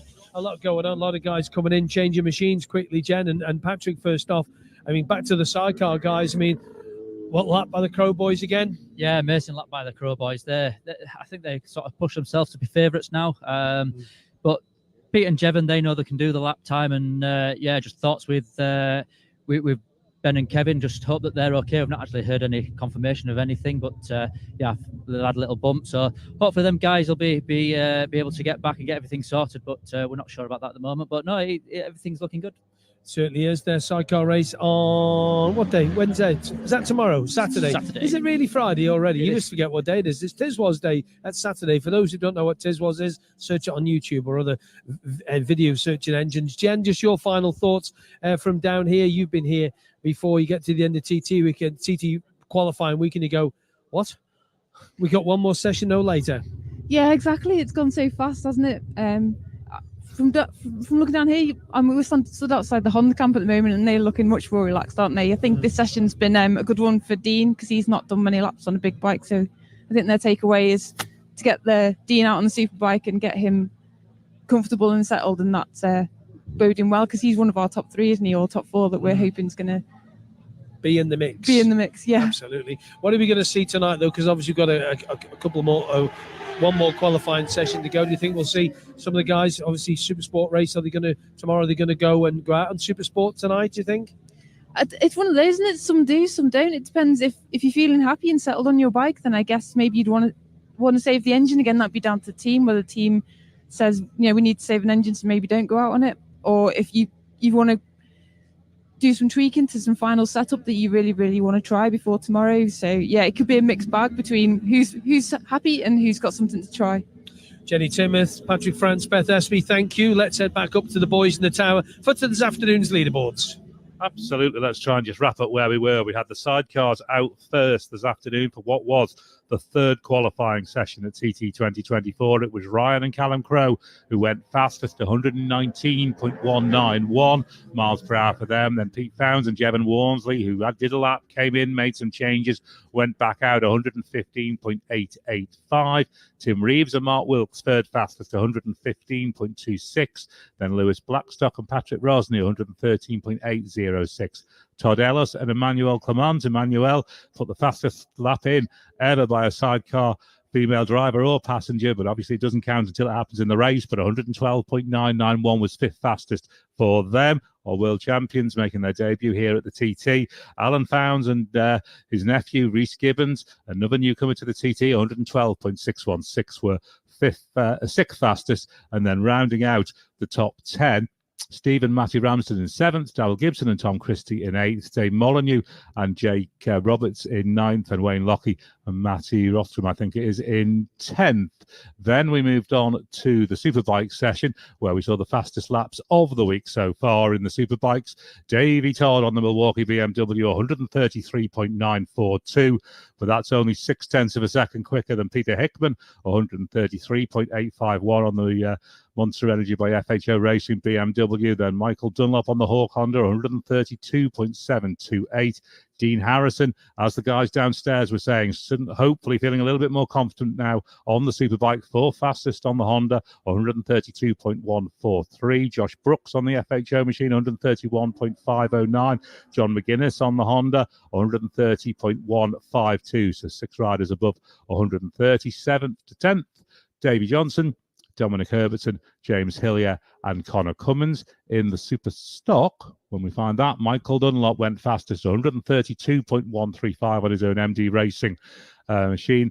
That's quicker than Dean Harrison, who's second fastest there, about 6.5 seconds slower, 131.293. Then Craig Neve, third fastest, 129.448. Jamie Coward, 129.388. Then Mike Brown, a good lap by him on the Superstocker, 129.171. Davo Johnson, 129.016. 7th to 10th, Nathan Harrison, Philip Crowe, Paul Jordan and Ian Hutchinson. We've